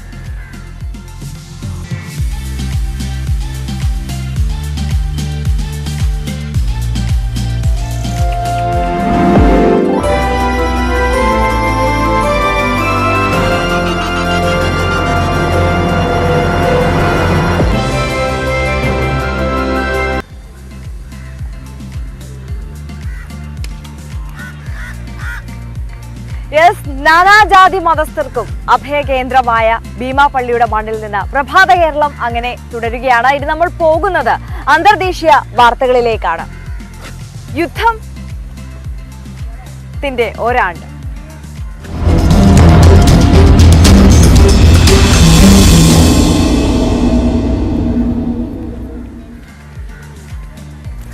ലോകത്തെ മുഴുവൻ ഭീതിയിലാക്കിയ റഷ്യയുടെ യുക്രൈൻ അധിനിവേശത്തിന് ഇന്ന് ഒരാണ്ട്.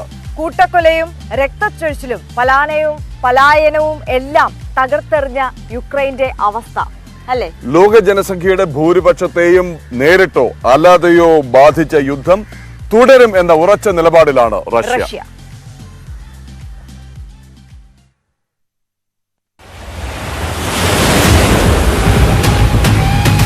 2014 ക്രൈമിയ റഷ്യയുടെ, അതിലുപരി വ്ളാഡിമിർ പുടിൻ എന്ന റഷ്യയുടെ അഭിനവ ചക്രവർത്തിയുടെ ലക്ഷ്യം യുക്രൈനാണ്. അതിനുള്ള അടിയറ നീക്കം 2022 ഫെബ്രുവരി 24 മാസങ്ങൾക്ക് മുമ്പേ റഷ്യ തുടങ്ങിയിരുന്നു. യുക്രൈന്റെ കിഴക്കൻ ഭാഗത്ത്, അതായത് ഡോണറ്റ്സ്കും ലുഹാൻസ്കും ഉൾപ്പെട്ട ഡോൺബാസ് മേഖലയിൽ റഷ്യൻ പട തയ്യാറാക്കി നിലയുറപ്പിച്ചിരുന്നു. യുദ്ധം തുടങ്ങും മുമ്പേ റഷ്യയ്ക്കുള്ള ആകെ സൈനികർ 10 ലക്ഷം. മറുവശത്ത് യുക്രൈൻ ആകട്ടെ അതിന്റെ 1/4 മാത്രം. യുദ്ധ ടാങ്കുകൾ 13,000-ലേറെയുണ്ട് റഷ്യയ്ക്ക്. യുക്രൈന്റെ കൈവശം 2430 മാത്രം. യുദ്ധവിമാനങ്ങൾ റഷ്യക്ക് 4000-ലേറെ. 285 എണ്ണം മാത്രമാണ് യുക്രൈന്. യുദ്ധക്കപ്പലുകൾ റഷ്യക്ക് 600-ലേറെയുണ്ട്. യുക്രൈന് വെറും 25. നമ്മൾ ഉറപ്പിച്ചു ദാ യുക്രൈൻ വീണെന്ന്. മാസങ്ങൾ കടന്നു, 1 വർഷമായി. ഇതൊരു ദാവീദ് ഗോലിയാത്ത് പോരാട്ടം കണക്കെ മാറുമെന്ന് പോകെ പോകെ നമ്മളിൽ പലരും പിന്നെ കരുതി. സൈനിക ശക്തിയിൽ ലോകത്ത് 2ാമതുള്ള രാജ്യമാണ് റഷ്യ. യുക്രൈൻ ആകട്ടെ 15ാമതും. അപ്പോൾ പിന്നെ റഷ്യയെ 1 വർഷം ലക്ഷ്യത്തിലെത്താതെ പൊരുതി തടഞ്ഞ യുക്രൈൻ ദാവീദാകാതിരിക്കുന്നത് എങ്ങനെയാണ്? റഷ്യൻ യുദ്ധ ടാങ്കുകൾ ഇപ്പോഴും യുക്രൈനെ ആകെ ഉഴുതുമറിക്കുകയാണ്. ആകാശത്ത് പോർ വിമാനങ്ങളുടെ മുരൾച്ച ഇപ്പോഴും മുഴങ്ങുന്നു. മിസൈലുകളും ഷെല്ലുകളും ആകാശത്തൂടെ പാഞ്ഞ് രാജ്യത്തെ ശേഷിക്കുന്നവയെ കൂടി നിലംപരിശാക്കുന്നു. പക്ഷേ ആദ്യ മാസങ്ങളിലെ പതർച്ചയിൽ നിന്നും മിക്കയിടത്തും റഷ്യയെ പ്രതിരോധിക്കാൻ യുക്രൈന് കഴിഞ്ഞെന്നത് വലിയ നേട്ടമാണ് അവരെ സംബന്ധിച്ചിടത്തോളം. തുടക്കത്തിൽ ഹാർക്കീവും സപ്പോരിസിയും ഡിനിപ്രോയും കേർസണുമെല്ലാം പൂർണ്ണമായി നിയന്ത്രണത്തിലാക്കിയെന്ന് അവകാശവാദം ഉന്നയിച്ച റഷ്യക്ക് ഇപ്പോൾ മേധാവിത്വം വിമതരുടെ സഹായമുള്ള ഡോൺബാസിൽ മാത്രമാണ്. ഉപരോധങ്ങളും ഒറ്റപ്പെടുത്തലുകളും തുടരുമ്പോൾ റഷ്യ ഇപ്പോഴും നയം മാറ്റുന്ന സൂചനകൾ നൽകുന്നില്ല. യുക്രൈനിൽ നിന്ന് റഷ്യൻ പട മോൾഡോവയിലെത്തുമോ? ഇനിയുള്ള മണിക്കൂറുകൾ മോൾഡോവയ്ക്കും നിർണായകമാണ്. അതിർത്തികൾ ഇടിച്ചു നിരത്തി എല്ലാ മാനുഷിക നയതന്ത്ര ബന്ധങ്ങളും കാറ്റിൽ പറത്തി ഒറ്റയാനെ പോലെ റഷ്യ കുതിച്ചു വരുമ്പോൾ 3ാം ലോകയുദ്ധം എന്ന ഭീഷണി നമുക്ക് മുകളിൽ തൂങ്ങിയാടുകയാണ്. ആത്യന്തികമായി യുദ്ധത്തിൽ ആരും ജയിക്കുന്നില്ലെന്ന് പറഞ്ഞു പഴകിയ തത്വം ഭരണാധികാരികളെങ്കിലും ഉൾക്കൊള്ളാത്തത് എന്തെന്ന് നമ്മൾ നെടുവീർപ്പിടും. International desk, news 18. ഒരു യുദ്ധത്തിന്റെ കഥയിൽ എപ്പോഴും ഒരു നായകനും ഒരു വില്ലനും ഉണ്ടാകും. യുക്രൈൻ റഷ്യ യുദ്ധത്തിന്റെ തുടക്കത്തിൽ ആ നായക പരിവേഷം വ്ളാദിമിർ പുടിനായിരുന്നു. പുടിനെ വെല്ലുവിളിച്ച യുക്രൈൻ ഭരണത്തലവൻ വോലോദിമിർ സെലൻസ്കി ആദ്യം ഏറ്റുവാങ്ങിയത് വലിയ പരിഹാസമായിരുന്നു. എന്നാൽ അധികാര കസേരയിൽ നിന്നിറങ്ങി പട്ടാളക്കാർക്കിടയിലേക്ക്, സൈനികർക്കിടയിലേക്ക് ഇറങ്ങിച്ചെന്ന വോലോദിമിർ സെലൻസ്കി റഷ്യൻ പടയെ ചെറുത്തതോടെയാണ് ഈ യുദ്ധകഥയ്ക്ക് ട്വിസ്റ്റ് ഉണ്ടാകുന്നത്. Здравствуйте, дядя Игорь, дядя Валя и дядя Саша. Вопреки вашим опасениям сообщаю, что живу я хорошо. Пока живу.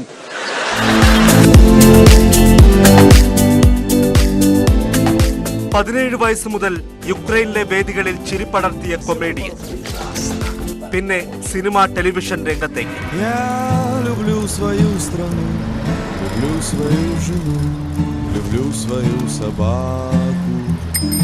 Я всего на свете член, почти что супермен, но редко лезу в драку.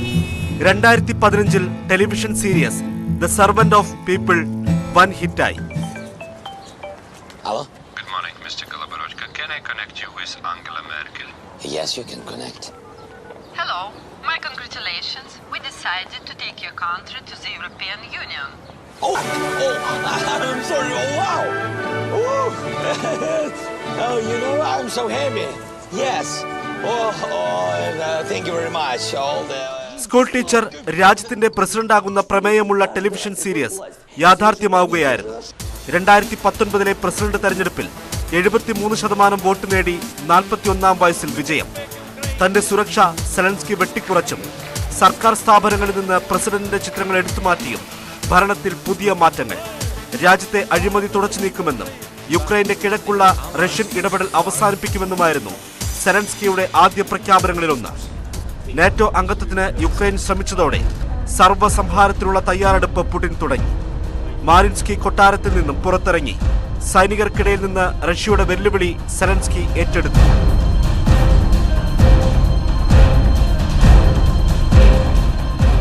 Всім доброго ранку, українці.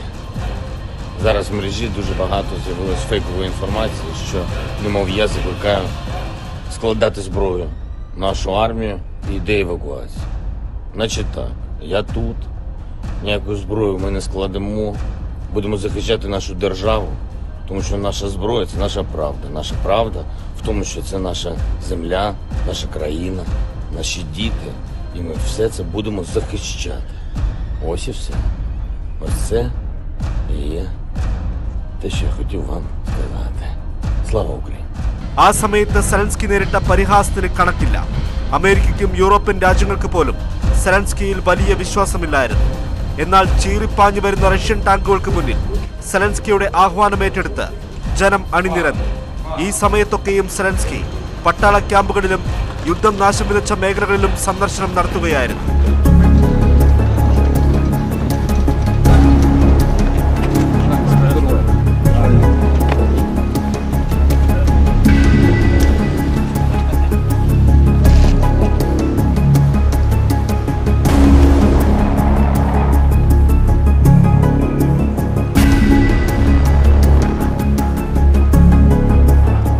റഷ്യയുടെ വമ്പൻ പടയ്ക്ക് മുന്നിൽ യുക്രൈന്റെ ചെറുസേന ഒരു വർഷക്കാലം തകരാതെ നിന്നതിന് ഒരു കാരണം സെലൻസ്കിയാണ്. രാജ്യാന്തര മാധ്യമങ്ങളിൽ സെലൻസ്കി ഹീറോയായി. ടൈം മാഗസിന്റെയും വോഗിന്റെയും എല്ലാം കവർ ചിത്രമായി. കാർഗോ പാന്റും ഒലിവ് പച്ച നിറമുള്ള റൗണ്ട് നെക്ക് ടീഷർട്ടും സ്വെറ്ററും ബൂട്ടുമെല്ലാം ഇപ്പോൾ സെലൻസ്കിയെ ഓർമ്മ നേടിയ RRRലെ ഈ ഗാനരംഗത്തിന്റെ പശ്ചാത്തലം കീവിലെ മാരിൻസ്കി കൊട്ടാരമാണ്.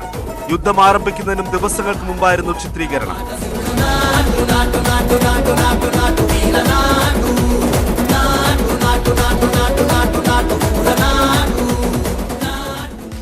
യുക്രൈനിലും മാരിൻസ്കി കൊട്ടാരത്തിലും മാത്രമല്ല, ആഗോളതലത്തിലും ഇപ്പോൾ നായകൻ വൊളോദിമിർ സെലൻസ്കിയാണ്. International desk, news 18. ഇന്റർനാഷണൽ ഡെസ്കിൽ നിന്ന് സരുൺ എ ജോസ് വിശദാംശങ്ങളുമായി ചേരുകയാണ്. Sarun, good morning. Good morning Sarun, പറയൂ. റഷ്യയുടെ യുക്രൈൻ അധിനിവേശത്തിന് ഒരാണ്ട് പിന്നിടുകയാണ്. ഈ സ്റ്റോറികളിൽ അടക്കം നമ്മൾ സൂചിപ്പിച്ചതുപോലെ തന്നെ ഈ ഒരു യുദ്ധം ആരംഭിക്കുന്ന സമയത്ത് ഈ സെലൻസ്കി ഏറ്റവും വലിയൊരു മണ്ടനാണ്, ലോകത്തിലെ ഏറ്റവും വലിയ രണ്ടാമത്തെ സൈനിക ശക്തിയായ റഷ്യയുമായി യുദ്ധത്തിന് നിൽക്കുകയാണ് എന്ന് പറഞ്ഞ് ഒരുപാട് പരിഹാസങ്ങളാണ് സെലൻസ്കിക്കുമേൽ നമ്മൾ ചൊരിഞ്ഞത്, അല്ലേ? എന്തായാലും അന്ന് നായകനായിരുന്ന പുടിൻ പിന്നീട് വില്ലനായതും കോമാളിയായിരുന്ന വൊളോദിമിർ സെലൻസ്കി വീര നായകനായതും ആയ കഥയാണ് സരുൺ തന്നെ പറഞ്ഞു വെച്ചത്. സരുൺ, ഒരു ഭാഗത്ത് നമുക്ക് അകലെ ഇരുന്ന് കാണുമ്പോൾ വില്ലനും ഹീറോയും ഒക്കെയുണ്ട്. പക്ഷേ ഒരു നാട്, ഒരു രാജ്യം, ഒരു ജനത ഒരു വർഷമായി അനുഭവിക്കുന്ന ദുരിതം, നഷ്ടപ്പെട്ട ജീവനുകൾ, നഷ്ടപ്പെട്ട ബന്ധുക്കൾ, മക്കൾ, ഗൃഹനാഥന്മാർ, നഷ്ടപ്പെട്ട ജീവിതമാർഗം, ഇതിൻ്റെ കൂടി കഥയല്ലേ യുക്രൈന് പറയാനുള്ളത്? സരുൺ. Pradeep Arya, good morning. തീർച്ചയായും പ്രദീപ് സൂചിപ്പിച്ച പോലെ വലിയൊരു നഷ്ടത്തിന്റെ കണക്ക് മാത്രമാണ് ഈ യുദ്ധം ഇതുവരെയും ബാക്കി വെച്ചത്. യുക്രൈന്റെ കണക്കനുസരിച്ച് 1,80,000 റഷ്യൻ സൈനികർ കൊല്ലപ്പെട്ടെന്നാണ് യുക്രൈൻ തന്നെ പറയുന്നത്. യുക്രൈന്റെ ഭാഗത്തുനിന്ന് 1,00,000 സൈനികർ കൊല്ലപ്പെട്ടെന്നാണ് ഏകദേശ കണക്ക്. പക്ഷേ ഇതൊന്നും ഒരു അന്തിമമായ കണക്കിലേക്ക് ഇതുവരെയും എത്തിയിട്ടില്ല. നാശനഷ്ടങ്ങളുടെ കണക്കാകട്ടെ അത് ഇപ്പോൾ ഏകദേശം കണക്ക് കൂട്ടുന്നത് യുക്രൈൻ പുനർനിർമ്മിക്കണമെങ്കിൽ ഏതാണ്ട് $700 ബില്യൺ, അതായത് 58 ലക്ഷം കോടി രൂപ വേണ്ടിവരുമെന്നാണ് ഏകദേശ കണക്ക് ഇപ്പോൾ. പക്ഷെ നാശനഷ്ടങ്ങളുടെ പൂർണ്ണമായ കണക്ക് പുറത്തു വന്നാൽ മാത്രമേ എത്രത്തോളം വലിയ ദുരന്തമാണ് യുദ്ധമുണ്ടാക്കിയതെന്ന് മനസ്സിലാക്കാൻ സാധിക്കുകയുള്ളൂ. ഏതായാലും നേരത്തെ സൂചിപ്പിച്ച പോലെ യുദ്ധം തുടങ്ങിയപ്പോൾ നമ്മൾ കരുതി റഷ്യ പെട്ടെന്ന് തന്നെ കീവ് പിടിച്ചടക്കി യുക്രൈനെ യുദ്ധത്തിൽ തോൽപ്പിക്കുമെന്ന്. പക്ഷേ അത് അത്ര പെട്ടെന്നൊന്നും റഷ്യക്ക് സാധ്യമാകുന്നില്ല എന്ന് വേണം ഈ ഒരു വർഷം കഴിഞ്ഞിട്ടും യുദ്ധം തുടരുന്നതെന്ന് നമുക്ക് മനസ്സിലാക്കുവാൻ കഴിയുന്നത്. ആ സമയത്തൊക്കെ റഷ്യക്ക് തന്ത്രപരമായ ചില പാളിച്ചകൾ ഈ യുദ്ധമുഖത്ത് സംഭവിച്ചു എന്ന് വേണം മനസ്സിലാക്കാൻ. കാരണം ഈ യുക്രൈനിൽ ഈ മഞ്ഞുരുകിയതിന് ശേഷമുള്ള ഒരു കാലാവസ്ഥയിലാണ് റഷ്യൻ ടാങ്കുകൾ അങ്ങോട്ട് നീങ്ങിയത്. അപ്പോൾ ഈ സമതലങ്ങളൊക്കെ നനഞ്ഞിരിക്കുന്ന സമയം ആയതിനാൽ റഷ്യൻ ടാങ്കുകൾക്ക് പ്രതീക്ഷിച്ചത്ര വേഗതയിൽ യുക്രൈൻ്റെ പല ഭാഗത്തും എത്താൻ കഴിഞ്ഞിരുന്നില്ല. ഈ റഷ്യക്ക് ആയുധങ്ങളും വെടിക്കോപ്പുകളും മറ്റും നൽകുവാനും ഈ ഒരു അവസരത്തിൽ പാളിച്ചയുണ്ടായി. ഇത് യുക്രൈന് ഈ റഷ്യൻ ടാങ്കുകളെ പലയിടത്തും ഫലപ്രദമായി ചെറുത്തു നിൽക്കാൻ യുക്രൈൻ സേനയ്ക്ക് ഇതിനാൽ തന്നെയും കഴിഞ്ഞു. യുക്രൈൻ സേന ഒരുമിച്ച് ഈ റഷ്യൻ പടയ്ക്ക് മുന്നിൽ പ്രതിരോധ കോട്ട തീർക്കുമെന്നായിരുന്നു റഷ്യ കരുതിയിരുന്നത്. പക്ഷേ ഈ യുക്രൈൻ പല ഭാഗത്തും ഒറ്റയ്ക്കും അതുപോലെ തന്നെ ഒറ്റപ്പെട്ട തുരുത്തുകളിലായി നിന്ന് പോരടിക്കുന്ന കാഴ്ചയാണ് പിന്നീട് കണ്ടത്. ഇത് റഷ്യൻ സേനയ്ക്ക് യുക്രൈൻ സേനയെ അല്ലെങ്കിൽ ഇവരെ കണ്ടെത്താനുള്ളൊരു ബുദ്ധിമുട്ട് ഉണ്ടാക്കി. ഇതാണ് റഷ്യക്ക് സംഭവിച്ച തന്ത്രപരമായ പിഴവെന്നാണ് വിലയിരുത്തപ്പെടുന്നത്. അതോടൊപ്പം തന്നെ റഷ്യ വ്യോമാക്രമണം അതീവ ശക്തമായി വ്യോമാക്രമണം നടത്താൻ റഷ്യക്ക് കഴിഞ്ഞതുമില്ല. സാധാരണഗതിയിൽ ഈ ഫീൽഡ് സൈന്യങ്ങൾ തമ്മിലുള്ള ഏറ്റുമുട്ടലിൽ യുദ്ധം പെട്ടെന്ന് തന്നെ കഴിയുന്ന ഒരു കാഴ്ചയാണ് സമീപകാലത്തൊക്കെ നമ്മൾ കണ്ടിട്ടുള്ളത്. ഇറാഖ് കുവൈറ്റ് യുദ്ധമാകട്ടെ, അതുപോലെ തന്നെ കാർഗിൽ യുദ്ധമാകട്ടെ, അപ്പോഴൊക്കെ ഈ രണ്ട് സൈന്യങ്ങൾ തമ്മിൽ ഏറ്റുമുട്ടുമ്പോൾ അതിന് പെട്ടെന്ന് യുദ്ധം കഴിയുന്ന അല്ലെങ്കിൽ ആരെങ്കിലും അതിൽ വിജയിക്കുന്നതായിട്ടുള്ള സംഭവങ്ങളാണ് സമീപകാലത്തൊക്കെ തന്നെയും കണ്ടിട്ടുള്ളത്. പക്ഷേ ഈ രണ്ട് സൈന്യങ്ങൾ ഏറ്റുമുട്ടുമ്പോൾ ഈ യുദ്ധം ഇത്രയും നീണ്ടുപോകുന്ന സംഭവം സമീപകാലത്ത് ആദ്യമായിട്ടായിരിക്കും. ഈ ഗറില്ല പോരാട്ടങ്ങളൊക്കെ തന്നെയും ഇപ്പോൾ വിയറ്റ്നാം യുദ്ധത്തിൽ അമേരിക്ക വിയറ്റ്നാമിൽ യുദ്ധം ചെയ്ത സംഭവം, അതുപോലെ തന്നെ സോവിയറ്റ് യൂണിയൻ അഫ്ഗാനിസ്ഥാനിൽ ഉണ്ടായിരുന്ന സമയം, ഇതൊക്കെ വളരെ നീണ്ടുപോയ സമയമാണ്. പക്ഷേ നേരിട്ട് സൈന്യങ്ങൾ ഏറ്റുമുട്ടുമ്പോൾ ഒരു വർഷത്തിലേറെ നീണ്ടുപോകുന്നത് അത്യപൂർവം തന്നെയാണ്. ഇതിൽ യുക്രൈൻ റഷ്യൻ സേനയെ ചെറുത്തു നിന്നു എന്ന് നമ്മൾ പറയുമ്പോൾ പോലും യുക്രൈനിലുണ്ടായ നാശനഷ്ടം അത് എണ്ണിയാൽ തീരാത്തതാണ്. 80 ലക്ഷത്തോളം പേരാണ് യുക്രൈനിൽ നിന്ന് ഈ യുദ്ധകാലത്ത് പലായനം ചെയ്തിട്ടുള്ളത്. അതുപോലെ തന്നെ ആശുപത്രികളും സ്കൂൾ കെട്ടിടങ്ങളും വീടുകളും ഒക്കെ തകർന്ന് കിടക്കുകയാണ്. ഇപ്പോൾ ഹാർക്കിവ്, അതുപോലെ തന്നെ കേർസൺ പോലുള്ള ജനവാസ മേഖലകളിലൊക്കെ തന്നെയും ആകാശ ബോംബുകൾ, ക്ലസ്റ്റർ ബോംബുകളാണ് റഷ്യ വർഷിച്ചത്. അവിടെയൊക്കെ ഇപ്പോൾ ഈ വൈദ്യുതിയൊക്കെ വന്നു തുടങ്ങിയിട്ടേ ഉള്ളൂ വീണ്ടും. അതുപോലെ തന്നെ തണുപ്പിനെ പ്രതിരോധിക്കാനുള്ള ഹീറ്റർ സംവിധാനങ്ങളൊക്കെ ഈ ദിവസങ്ങൾ മാത്രമേ ആയിട്ടുള്ളൂ അവിടെ പുനഃസ്ഥാപിച്ചിട്ട്. അത്രയേറെ ദുരിതം ജനം അനുഭവിക്കുന്നുണ്ട്. പല ജനവാസ മേഖലയിൽ ഇപ്പോൾ വളരെ ചുരുങ്ങിയ ആളുകൾ മാത്രമാണ് യുക്രൈൻ്റെ പല ഭാഗത്തും ഇപ്പോൾ താമസിക്കുന്നത്. അതിനാൽ തന്നെയും റഷ്യയെ ഒരു വർഷം ചെറുത്തു നിന്നു എന്ന് പറയുമ്പോൾ പോലും യുക്രൈനിലെ ജനജീവിതം അത്രയേറെ ദുരിതമായി തുടരുന്ന ഒരു സാഹചര്യമാണ് ഇപ്പോഴുള്ളത്. Pradeep Arya.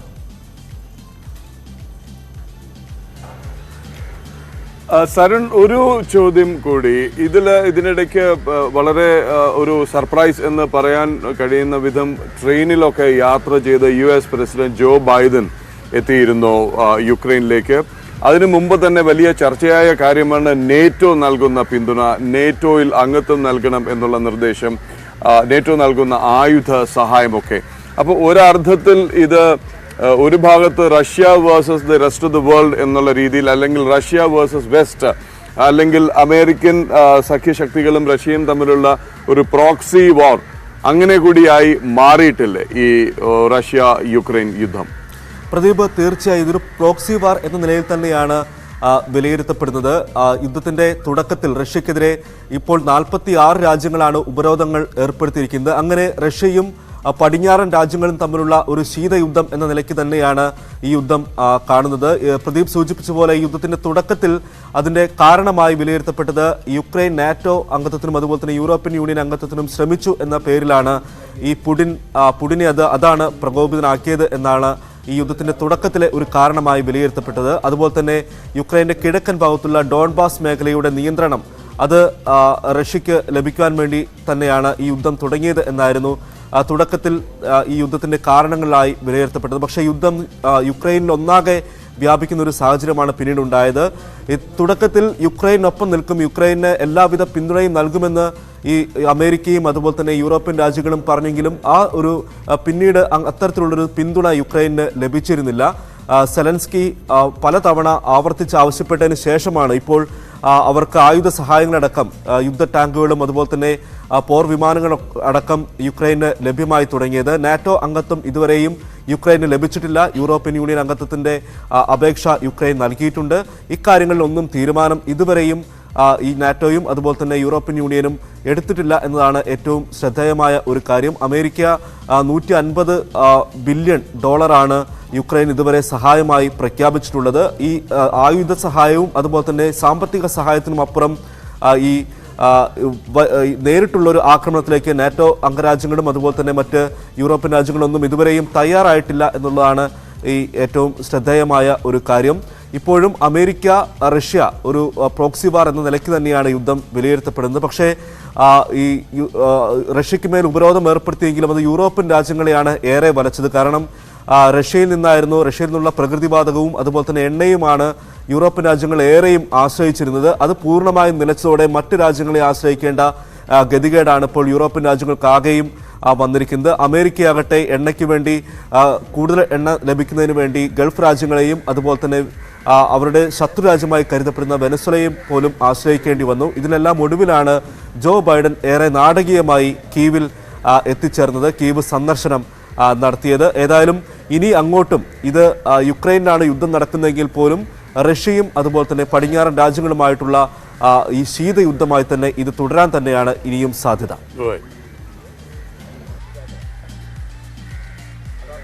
Right, thank you Sarun. വളരെ വിശദമായ വിശകലനമായിരുന്നു റഷ്യ യുക്രൈൻ യുദ്ധത്തെക്കുറിച്ച് ഇന്റർനാഷണൽ ഡെസ്കിൽ നിന്ന് സരുൺ എ ജോസ് നൽകിയത്. ഇനി നാട്ടിലെ ഒരു ചെറിയ യുദ്ധഭീഷണിയിലേക്ക് പോകാം. ട്രെയിനിൽ കയറാൻ പല മാർഗങ്ങൾ സ്വീകരിക്കാറുണ്ട്. ട്രെയിനിൽ നിന്ന് ഇറങ്ങാനായി ചങ്ങല വലിക്കുന്ന സംഭവങ്ങളും ഒക്കെ ഉണ്ടായിട്ടുണ്ട്. പലരും പിടിയിലുമായിട്ട് ഉണ്ട്. എന്നാൽ ട്രെയിനിൽ കയറി പറ്റാൻ ബോംബ് ഭീഷണി മുഴക്കുന്ന ഒരു സംഭവം report ചെയ്യപ്പെട്ടിരിക്കുകയാണ്.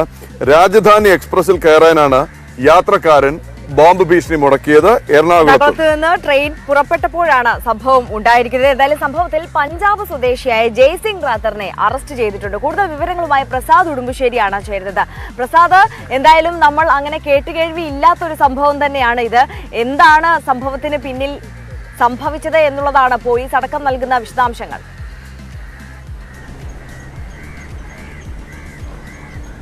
Good morning Pradeep, Arya. ഇന്നലെ രാത്രി 10:45 ഈ സംഭവം. 10:45 രാജധാനി എക്സ്പ്രസ് എറണാകുളത്ത് നിന്നും പുറപ്പെടുന്നത്. 12:45 ഷൊർണൂരിലെത്തും. 10:45 ഇദ്ദേഹം അറസ്റ്റിലായിട്ടുള്ള പഞ്ചാബ് സ്വദേശി ജയ്സിംഗ് റാത്തർ, അദ്ദേഹം ഇതിൽ ഡൽഹി വരെ യാത്ര ചെയ്യേണ്ടിയിരുന്ന ആളാണ്. പക്ഷേ ഇദ്ദേഹം റെയിൽവേ സ്റ്റേഷനിൽ എത്തുന്നതിന് തൊട്ട് മുമ്പ് ഈ ട്രെയിൻ അവിടെ നിന്ന് പുറപ്പെട്ടു. 10:45 തന്നെ കൃത്യസമയത്ത് ട്രെയിൻ പുറപ്പെട്ടു. അപ്പോൾ ഇദ്ദേഹത്തിന് ട്രെയിനിൽ കയറാൻ കഴിയാതെ വന്നതോടുകൂടി ഇദ്ദേഹത്തിന്റെ ഫോണിൽ നിന്ന് റെയിൽവേ കൺട്രോൾ റൂമിലേക്ക് വിളിച്ചു പറയുന്നത് ഈ ട്രെയിനിൽ രാജധാനി എക്സ്പ്രസിൽ ബോംബുണ്ട്, അതുകൊണ്ട് തന്നെ ബോംബുണ്ട് എന്നുള്ള രീതിയിൽ വിളിച്ചു പറയുകയാണ്. സ്വാഭാവികമായും റെയിൽവേ കൺട്രോൾ റൂം ഇതിന്റെ പരിശോധനകൾ നടത്തി റെയിൽവേ ഓഫീസിൽ ഷൊർണൂർ റെയിൽവേ പോലീസിന് വിവരം നൽകുന്നു. ഇവരെ പരിശോധനകളെല്ലാം തന്നെ കഴിഞ്ഞപ്പോഴും ഈ ട്രെയിൻ തൃശ്ശൂർ വിട്ടിരുന്നു. അങ്ങനെ പ്രധാനമായും വിശദമായ പരിശോധനയ്ക്ക് അടുത്ത സ്റ്റേഷൻ എന്ന് പറയുന്നത് ഷൊർണൂരാണ്. ഷൊർണൂരിൽ ബോംബ് സ്ക്വാഡ് എല്ലാം എത്തി പരിശോധനകൾ നടത്തുന്ന സമയത്ത് ഏറെക്കുറെ 12:45 ഷൊർണൂരിൽ നിന്ന് പുറപ്പെടേണ്ട ട്രെയിൻ 3 മണിക്കൂറോളം പരിശോധന നടത്തി. ഈ സമയത്ത് ഇത് ആരാണ് വിളിച്ചത്, പരിശോധന നടത്തിയ സമയത്ത് ബോംബ് അല്ലെങ്കിൽ അത്തരം സംശയാസ്പദമായ ഒന്നും തന്നെ കണ്ടെത്താൻ കഴിഞ്ഞതുമില്ല. ഈ സമയത്ത് തന്നെ ട്രെയിനിലെ യാത്രക്കാരെ കുറിച്ച് റെയിൽവേ പോലീസ് പരിശോധന നടത്തുന്നത്. അങ്ങനെയാണ് B10 63 പാസഞ്ചർ യാത്രക്കാരൻ ആണ് ജയ്സിംഗ് റാത്തർ. അദ്ദേഹം അവിടെ നിന്ന് എറണാകുളത്ത് നിന്ന് ട്രെയിനിൽ കയറിയിട്ടില്ല എന്ന് മനസ്സിലാക്കുന്നുണ്ട്. TTRനോട് റെയിൽവേ ചോദിക്കുന്നുണ്ട് ഇപ്പോൾ പിന്നീട് ഈ ആരൊക്കെയാണ് കയറിയതെന്ന്. അങ്ങനെയാണ് എറണാകുളത്ത് നിന്ന് കയറേണ്ട യാത്രക്കാരൻ ഷൊർണൂരിൽ കയറിയിട്ടുണ്ട് എന്നുള്ള വിവരം റെയിൽവേ പോലീസിന് ലഭിക്കുന്നത്. അവർ നേരെ B10 63 യാത്രക്കാരൻ ജയ്സിംഗ് റാത്തറിന്റെ അടുത്തേക്ക് വരികയും ചോദിക്കുന്നത് എന്തുകൊണ്ടാണ് നിങ്ങൾ എറണാകുളത്ത് നിന്ന് കയറാതെ വന്നപ്പോഴാണ് ഇദ്ദേഹം പറയുന്നത് എനിക്ക് ട്രെയിൻ അവിടെ വെച്ച് മിസ്സായിരുന്നു, പിന്നെ എങ്ങനെ നിങ്ങൾ ഷൊർണൂരിലേക്ക് പുറപ്പെട്ടു എന്ന് പറയുന്നത്. അപ്പോൾ ആദ്യം പറയുന്ന കാര്യങ്ങളെല്ലാം തന്നെ ഇദ്ദേഹം വളരെ സംശയാസ്പദമായ രീതിയിലാണ് പോലീസിനോട് കാര്യങ്ങൾ പറയുന്നത്. പിന്നീട് ഈ ഫോൺ നമ്പർ, ഇദ്ദേഹം കൺട്രോൾ റൂമിലേക്ക് വിളിച്ച ഫോൺ നമ്പർ പരിശോധിച്ചപ്പോഴും ഇവരുടെ ഇതിൽ വന്ന് തെളിഞ്ഞിരുന്നത് ഈ ജയ്സിംഗ് റാത്തറിന്റെ പേരാണ്. പക്ഷേ അദ്ദേഹം ഉപയോഗിച്ചിരുന്ന 2 ഫോൺ ഉപയോഗിച്ചിരുന്നു. അപ്പോൾ ഇദ്ദേഹം റെയിൽവേ പോലീസിന്റെ അടുത്ത് കൊടുത്തിരുന്ന ആദ്യത്തെ ഫോൺ നമ്പർ ഇതായിരുന്നില്ല. പക്ഷേ ആ രണ്ടാമത്തെ ഫോൺ നമ്പർ ഇദ്ദേഹത്തിന്റെ ഫോണിൽ സേവ് ചെയ്തിട്ടുണ്ടായിരുന്നു. പക്ഷേ അദ്ദേഹം പറഞ്ഞത് ആ നമ്പർ എൻ്റെ അളിയനാണ്. അപ്പോൾ ട്രെയിൻ മിസ്സായപ്പോൾ അളിയനാണ് ഇങ്ങനെ വിളിച്ചു പറഞ്ഞ് ബോംബ് ഭീഷണിയോടൊന്ന് വിളിച്ചു പറഞ്ഞാൽ ട്രെയിൻ എവിടെയെങ്കിലും പരിശോധന നടത്തും, അപ്പോൾ അങ്ങനെ പുറകെ പോയി കയറാം എന്നുള്ളതാണ്. പക്ഷേ അത് തെറ്റായ വിവരമായിരുന്നു. അളിയനല്ല, ഇദ്ദേഹത്തിന്റെ തന്നെ ബാഗ് പരിശോധിച്ചപ്പോൾ രണ്ടാമത്തെ ഫോൺ കിട്ടി. രണ്ടാമത്തെ ഫോൺ കിട്ടിയപ്പോഴാണ് ഇദ്ദേഹം ഈ നമ്പറിൽ നിന്നാണ് റെയിൽവേ കൺട്രോൾ റൂമിലേക്ക് വിളിച്ചു പറഞ്ഞത് ഇങ്ങനെ ബോംബ് ഭീഷണി ഉണ്ട് എന്നുള്ളതാണ്. അപ്പോൾ ഇദ്ദേഹം അവിടെ നിന്ന് ബോംബ് ഭീഷണി ഉണ്ട് എന്ന് വിളിച്ചു പറഞ്ഞ് തൊട്ടടുത്ത ട്രെയിനിൽ കയറി തൃശ്ശൂരിൽ ഇറങ്ങുന്നു. തൃശ്ശൂരിൽ നിന്ന് ഓട്ടോറിക്ഷ കയറിയാണ്, അതായത് തൃശ്ശൂരിൽ നിന്ന് ഏറെക്കുറെ 1 മണിക്കൂറിലേറെ ദൂരം ഷൊർണൂരിലേക്കുണ്ട്. ബസ്സിനൊക്കെ യാത്ര ചെയ്താൽ തന്നെ, കാറിൽ യാത്ര ചെയ്താൽ തന്നെ 40 മിനിറ്റോളം യാത്ര ചെയ്യേണ്ടതുണ്ട്. അപ്പോൾ അദ്ദേഹം തൃശ്ശൂരിൽ ഇറങ്ങി അവിടെ നിന്ന് ഓട്ടോറിക്ഷ വിളിച്ചാണ് ഷൊർണൂരിലെത്തിയത്. അപ്പോൾ ഇദ്ദേഹത്തിന് കൃത്യമായി അറിയാമായിരുന്നു ഏറെക്കുറെ ഒരു 3 മണിക്കൂറെങ്കിലും അല്ലെങ്കിൽ 2 മണിക്കൂറെങ്കിലും ഏറ്റവും ചുരുങ്ങിയ പക്ഷം ഇതിന്റെ പരിശോധനകൾക്ക് വേണ്ടി വരും എന്നുള്ളത് അറിയാമായിരുന്നു. അങ്ങനെയാണ് ഇദ്ദേഹം ബോംബ് ഭീഷണി മുഴക്കി ആ ട്രെയിനിൽ കയറാൻ വേണ്ടി ഇങ്ങോട്ട് വന്നിട്ടുള്ളത്.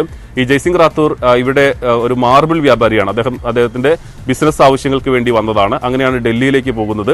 എന്തായാലും ഇയാളെ ഇപ്പോൾ റെയിൽവേ പോലീസ് അറസ്റ്റ് ചെയ്തിട്ടുണ്ട്. മുമ്പും ഇത്തരത്തിലുള്ള സംഭവം കോഴിക്കോട് ഇത്തരത്തിലൊരു സംഭവം ഉണ്ടായിട്ടുണ്ട് എന്നുള്ളതാണ്. ഇത്തരത്തിൽ ഭീഷണിപ്പെടുത്തുന്ന ആളുകൾക്കെതിരെ, വ്യാജ ഭീഷണി മുഴക്കുന്ന ആളുകൾക്കെതിരെ ശക്തമായ നടപടി സ്വീകരിക്കുമെന്നതാണ് റെയിൽവേ പറയുന്നത്.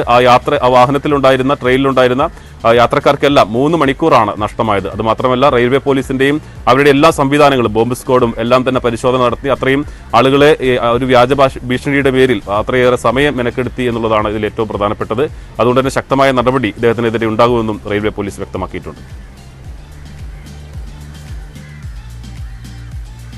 ശരി പ്രസാദ്, എന്തായാലും അളിയൻ പറഞ്ഞു കൊടുത്ത മാർഗം കൊള്ളാം. അളിയൻ ചതിച്ചതാണോ എന്ന് കൂടിയാണ് ഇനി അറിയേണ്ടത്. കാര്യം അത് വളരെ എന്തായാലും ഇതൊരു ഒരു ഇപ്പൊ പല തട്ടുപൊളിപ്പൻ സിനിമകളുടെയും ഒരു ചെറിയ പ്ലോട്ട് പോലെയൊക്കെ ഉണ്ട്. ബോംബ് ഭീഷണി ഉണ്ടെന്ന് പറയും. ഒരു ഭാഗത്ത് അപ്പൊ ട്രെയിനിൽ പിന്നെ ബോംബുണ്ടെന്ന് വിളിച്ചു പറയുക, വേറൊരു ട്രെയിനിൽ കയറി തൃശ്ശൂർ ഇറങ്ങുക, തൃശ്ശൂരിൽ നിന്ന് ഓട്ടോറിക്ഷ പിടിച്ച് ഷൊർണൂരിൽ പോവുക, ഷൊർണൂരിൽ ചെന്ന് രാജധാനി കയറുക, പിന്നെ വിളിച്ച ഫോൺ ബാഗ് വെച്ചുകൊണ്ട് ചെന്ന് കയറുക, നേരെ റെയിൽവേ പോലീസിന്റെ വായിലേക്ക്. എന്തായാലും കേരളത്തിന്റെ റെയിൽവേ പോലീസിന്റെ ആതിഥ്യം ഒക്കെ അനുഭവിച്ചറിഞ്ഞ ശേഷം അദ്ദേഹത്തിന് വിശാലമായ യാത്ര തുടരാം. ഒരു ഭാഗത്ത് തമാശ പറയുമ്പോഴും ആ ട്രെയിനിലുണ്ടായിരുന്ന യാത്രക്കാരുടെ വിലപ്പെട്ട സമയമാണ് നഷ്ടപ്പെടുത്തിയത്. എന്തായാലും ഇനി പത്രങ്ങളിൽ എന്തൊക്കെയാണ് വിശേഷങ്ങൾ എന്ന് അറിയേണ്ടതുണ്ട്. രഞ്ജിത്ത് രാമചന്ദ്രൻ ന്യൂസ് ഡെസ്കിലുണ്ട്. രഞ്ജിത്ത്, സ്വാഭാവികമായിട്ടും ഒരു പ്രധാന വാർത്ത എന്ന് പറയുന്നത് മുഖ്യമന്ത്രിയുടെ അഡീഷണൽ പ്രൈവറ്റ് സെക്രട്ടറി CM രവീന്ദ്രന് ED നോട്ടീസ് നൽകിയത് തന്നെയായിരിക്കും. എന്തൊക്കെയാണ് ഇന്നത്തെ പത്രം 18-ലെ വിശേഷങ്ങൾ, വിഭവങ്ങൾ? Good morning Pradeep, good morning Arya. നേരത്തെ പറഞ്ഞതുപോലെ തന്നെ മുഖ്യമന്ത്രിയുടെ അഡീഷണൽ പ്രൈവറ്റ് സെക്രട്ടറി CM രവീന്ദ്രന് ചോദ്യം ചെയ്യലിൽ ഹാജരാകാൻ, തിങ്കളാഴ്ച ഹാജരാകാൻ നോട്ടീസ് നൽകി തന്നെയാണ് പ്രധാനപ്പെട്ട വാർത്തയായി പ്രധാന പത്രങ്ങളെല്ലാം നൽകിയിരിക്കുന്നത്. ഒപ്പം കോൺഗ്രസിന്റെ പ്ലീനറി സമ്മേളനം, കോൺഗ്രസിന്റെ ഖേരെ അറസ്റ്റ് ചെയ്ത വിഷയം, ഇതടക്കം നിരവധി വാർത്തകൾ പത്രങ്ങളുടെ തലക്കെട്ടുകളായി തന്നെയുണ്ട്. നമുക്ക് പത്രം 18-ലേക്ക് കടക്കാം.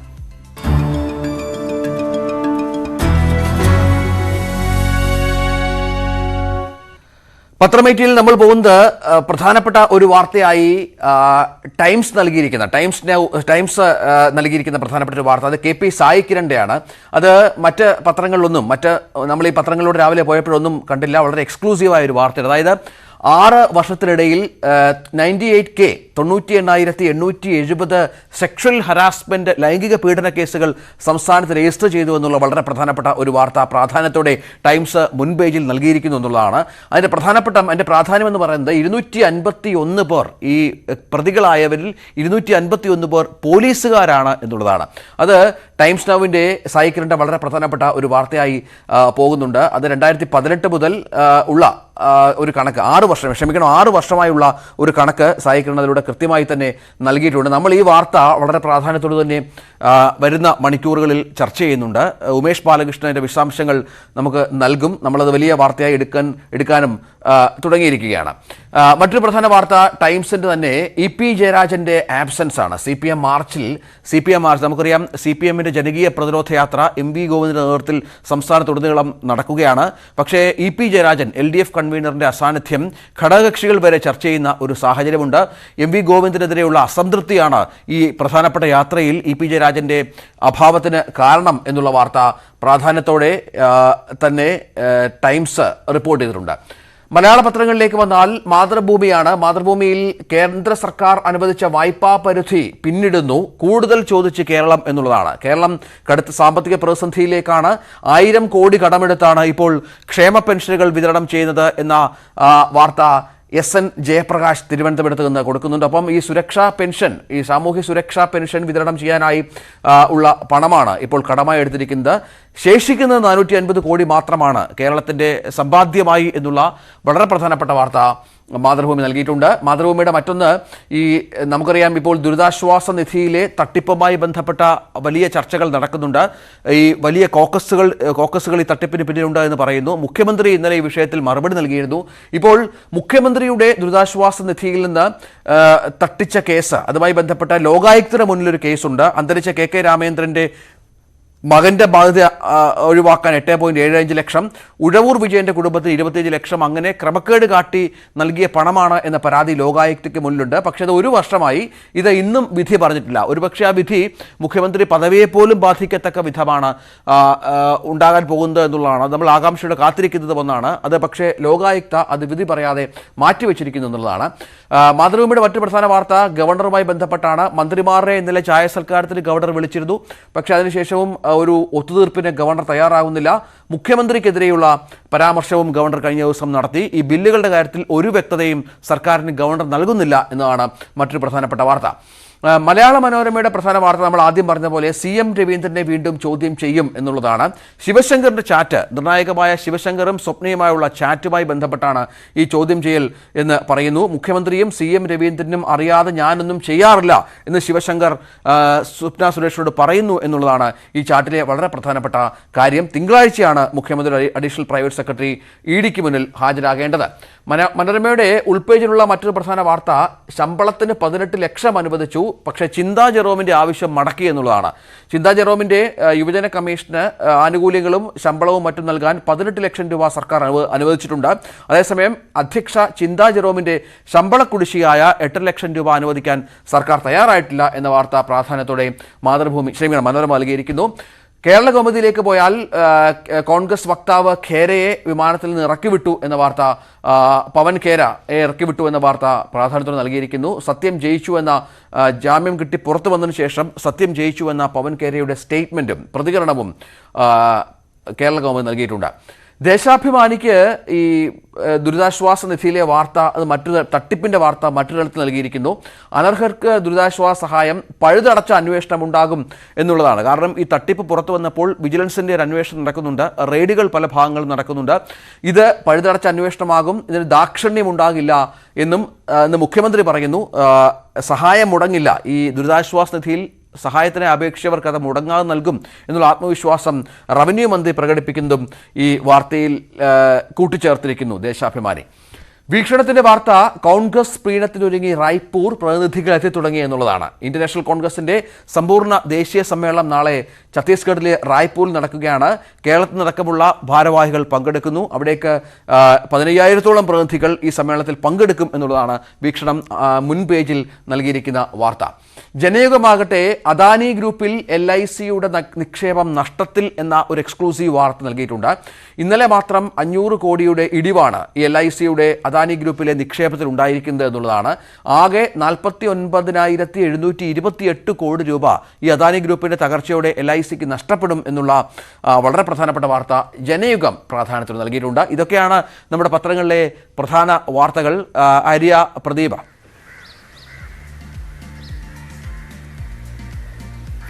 Yes, thank you Ranjith Ramachandran. എന്തായാലും പത്രങ്ങളിലെ വിശേഷങ്ങൾ അങ്ങനെയാണ്. ഇനി കൂടുതൽ വാർത്തകളിലേക്കും വിശേഷങ്ങളിലേക്കും നമുക്ക് മടങ്ങിയെത്താം ഒരു ചെറിയ ഇടവേളയ്ക്ക് ശേഷം.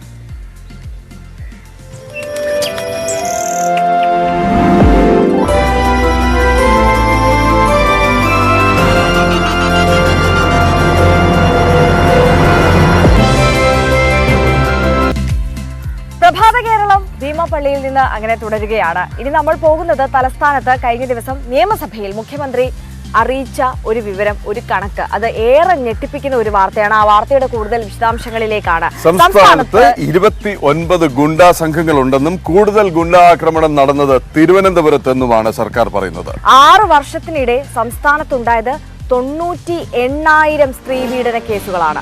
ഇതിൽ പോലീസുകാർ പ്രതികളായിട്ടുള്ളത് 251 കേസുകളാണ് എന്നുള്ളതും ഞെട്ടിക്കുന്ന വിവരമാണ്.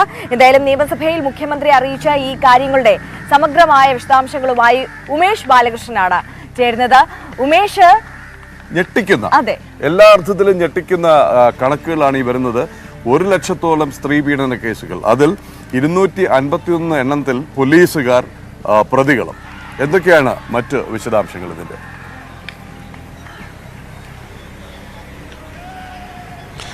തീർച്ചയായും ഒട്ടും അഭിമാനിക്കാൻ കഴിയാത്ത, അല്ലെങ്കിൽ തന്നെ ഭയത്തോടെ മാത്രം നോക്കേണ്ട ചില കണക്കുകളാണ് ഇപ്പോൾ നിയമസഭയിൽ തന്നെ മുഖ്യമന്ത്രി അറിയിച്ച ഈ കണക്കുകളാണ് ഇപ്പോൾ പുറത്തു വരുന്നത്.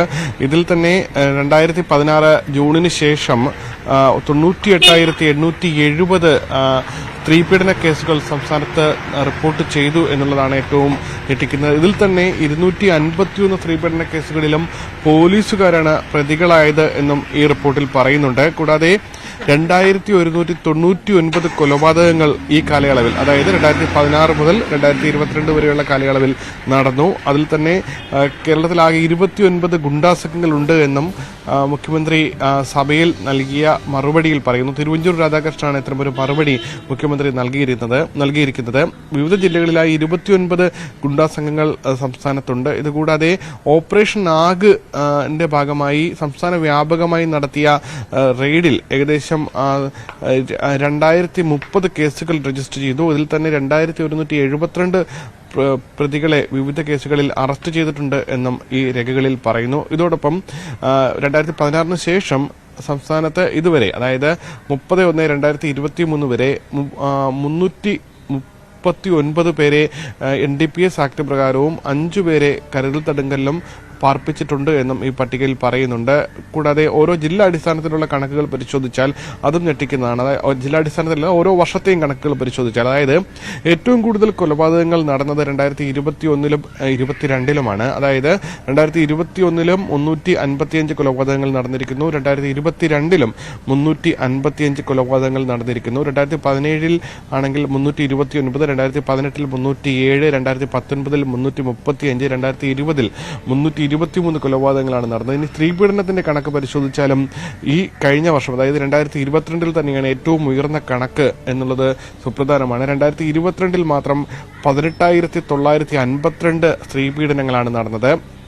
അതുകൂടാതെ മറ്റ് വർഷങ്ങളുടെ കണക്കുകൾ പരിശോധിച്ചാൽ 2021-ലും സ്ത്രീപീഡനത്തിന്റെ കണക്ക് ഉയർന്നു തന്നെയാണ് നിൽക്കുന്നത്. 16,199 സ്ത്രീപീഡനങ്ങൾ 2021-ൽ നടന്നു. 20-ലാകട്ടെ 12,659, 2019-ൽ 14,293 സ്ത്രീപീഡനങ്ങളാണ് നടന്നത്. ഇനി പോലീസുകാർ പ്രതികളായ സ്ത്രീപീഡന കേസുകൾ എടുക്കുകയാണെങ്കിൽ അതും കഴിഞ്ഞ വർഷം, അതായത് 2022-ൽ തന്നെയാണ് ഏറ്റവും ഉയർന്നിരിക്കുന്നത്. അതായത് 58 കേസുകളിൽ പോലീസുകാർ, 58 സ്ത്രീപീഡന കേസുകളിൽ പോലീസുകൾ പ്രതികളായിരിക്കുന്നു 2022 വർഷത്തിൽ മാത്രം. 2021-ലാണെങ്കിൽ അത് 44-ഉം, 2020-ൽ 32-ഉം, 2019-ൽ 40-ഉം പോലീസുകാരാണ് ഈ രീതിയിൽ പ്രതികളായിരിക്കുന്നത്. ഇത്തരത്തിൽ ഞെട്ടിക്കുന്ന കണക്കുകളാണ് നിയമസഭയിൽ മുഖ്യമന്ത്രി രേഖാമൂലം അറിയിച്ചത്. തിരുവഞ്ചൂർ രാധാകൃഷ്ണനാണ് ഇത് സംബന്ധിച്ച ചോദ്യങ്ങൾ ചോദിച്ചത്. പ്രദീപ്. തീർച്ചയായും ഉമേഷ്, എന്തായാലും ഉമേഷ് പറഞ്ഞതുപോലെ തന്നെ നാണക്കേടുണ്ടാക്കുന്ന കണക്കുകൾ കൂടിയാണ്. ഈ കാക്കിക്കുള്ളിലെ ക്രിമിനലുകളെ കുറിച്ചൊക്കെ കൂടുതൽ വാർത്തകൾ വരുന്ന ഒരു പശ്ചാത്തലത്തിലാണ് ഇതുവരെ രജിസ്റ്റർ ചെയ്യപ്പെട്ടിട്ടുള്ള കേസുകളിൽ 251 എണ്ണത്തിലാണ് പോലീസുകാർ തന്നെ ക്രിമിനലുകൾ പ്രതികളായിട്ടുള്ളത് എന്നുള്ളതും ഏറെ ഞെട്ടിപ്പിക്കുന്ന വാർത്തയാണ്. എന്തായാലും ഉമേഷ് ബാലകൃഷ്ണനാണ് വിവരങ്ങൾ നൽകിയത്. ഇനി നമ്മൾ പോകുന്നത് ദേശീയ തലത്തിലെ വാർത്തകൾ, പ്രധാനപ്പെട്ട വാർത്തകൾ എന്തൊക്കെയാണ് എന്നുള്ളത് പരിശോധിക്കാനാണ്, അല്ലെ? നാഷണൽ ഡെസ്കിൽ നിന്ന് ER രാഗേഷ് തയ്യാറായി നിൽപ്പുണ്ട്. ER Ragesh, very good morning. ദേശീയ തലത്തിലേക്ക് നോക്കുമ്പോൾ കോൺഗ്രസിന്റെ പ്ലീനറി സമ്മേളനം തന്നെയാണ് ഏറ്റവും പ്രാധാന്യത്തോടെ നിൽക്കുന്നത്. വർക്കിംഗ് കമ്മിറ്റിയിലേക്ക് തെരഞ്ഞെടുപ്പ് വേണോ വേണ്ടയോ എന്നുള്ള കാര്യത്തിൽ അന്തിമ തീരുമാനം ഇന്നുണ്ടാകും. അതേസമയം തന്നെ ഈ പ്രതിപക്ഷ സഖ്യത്തിന്റെ ആ ഒരു പ്രഖ്യാപനത്തിന് പ്രമേയം അതിന്ന് അവതരിപ്പിക്കപ്പെടും. മറ്റെന്തൊക്കെ പ്രധാനപ്പെട്ട പ്രമേയങ്ങളും ചർച്ചകളും ഒക്കെയാണ് പ്ലീനറി സമ്മേളനത്തിൽ ഉണ്ടാവുക? Pradeep, Arya, good morning. കോൺഗ്രസിന്റെ പ്ലീനറി സമ്മേളനം റായ്പൂരിൽ നിന്ന് ആരംഭിക്കുന്നു എന്ന് തന്നെയാണ് ദേശീയ രാഷ്ട്രീയത്തിലെ ഏറ്റവും പ്രധാനപ്പെട്ട വാർത്ത. രണ്ടാമതായി പ്രധാനമന്ത്രി നരേന്ദ്രമോദി ഇന്ന് മേഘാലയയിൽ എത്തുകയാണ്. നാളെ അവിടെ പരസ്യപ്രചാരണം അവസാനിക്കുന്നു. ദേശീയ വാർത്തകളിലേക്ക് വിശദമായി കടക്കാം.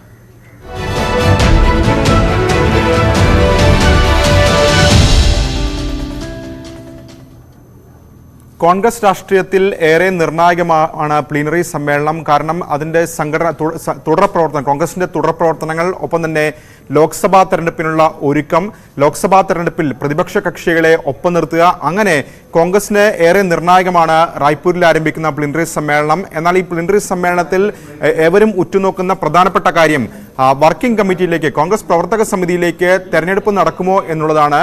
തെരഞ്ഞെടുപ്പ് നടക്കട്ടെ എന്ന് നേതാക്കളിൽ പലരും പുറത്തു പറയുന്നുണ്ടെങ്കിൽ പോലും നേതാക്കളിൽ ഭൂരിഭാഗത്തിനും തെരഞ്ഞെടുപ്പ് നടക്കുന്നതിനോട് യോജിപ്പില്ല. സമവായം ഉണ്ടാകട്ടെ എന്ന അഭിപ്രായം തന്നെയാണ് നേതാക്കളിൽ പലരെയും, അത്തരത്തിലുള്ള അഭിപ്രായമാണ് നേതാക്കളിൽ പലർക്കുമുള്ളത്. ഏതായാലും 10 മണിക്കാണ് സ്റ്റിയറിംഗ് കമ്മിറ്റി യോഗം ചേരുന്നത്.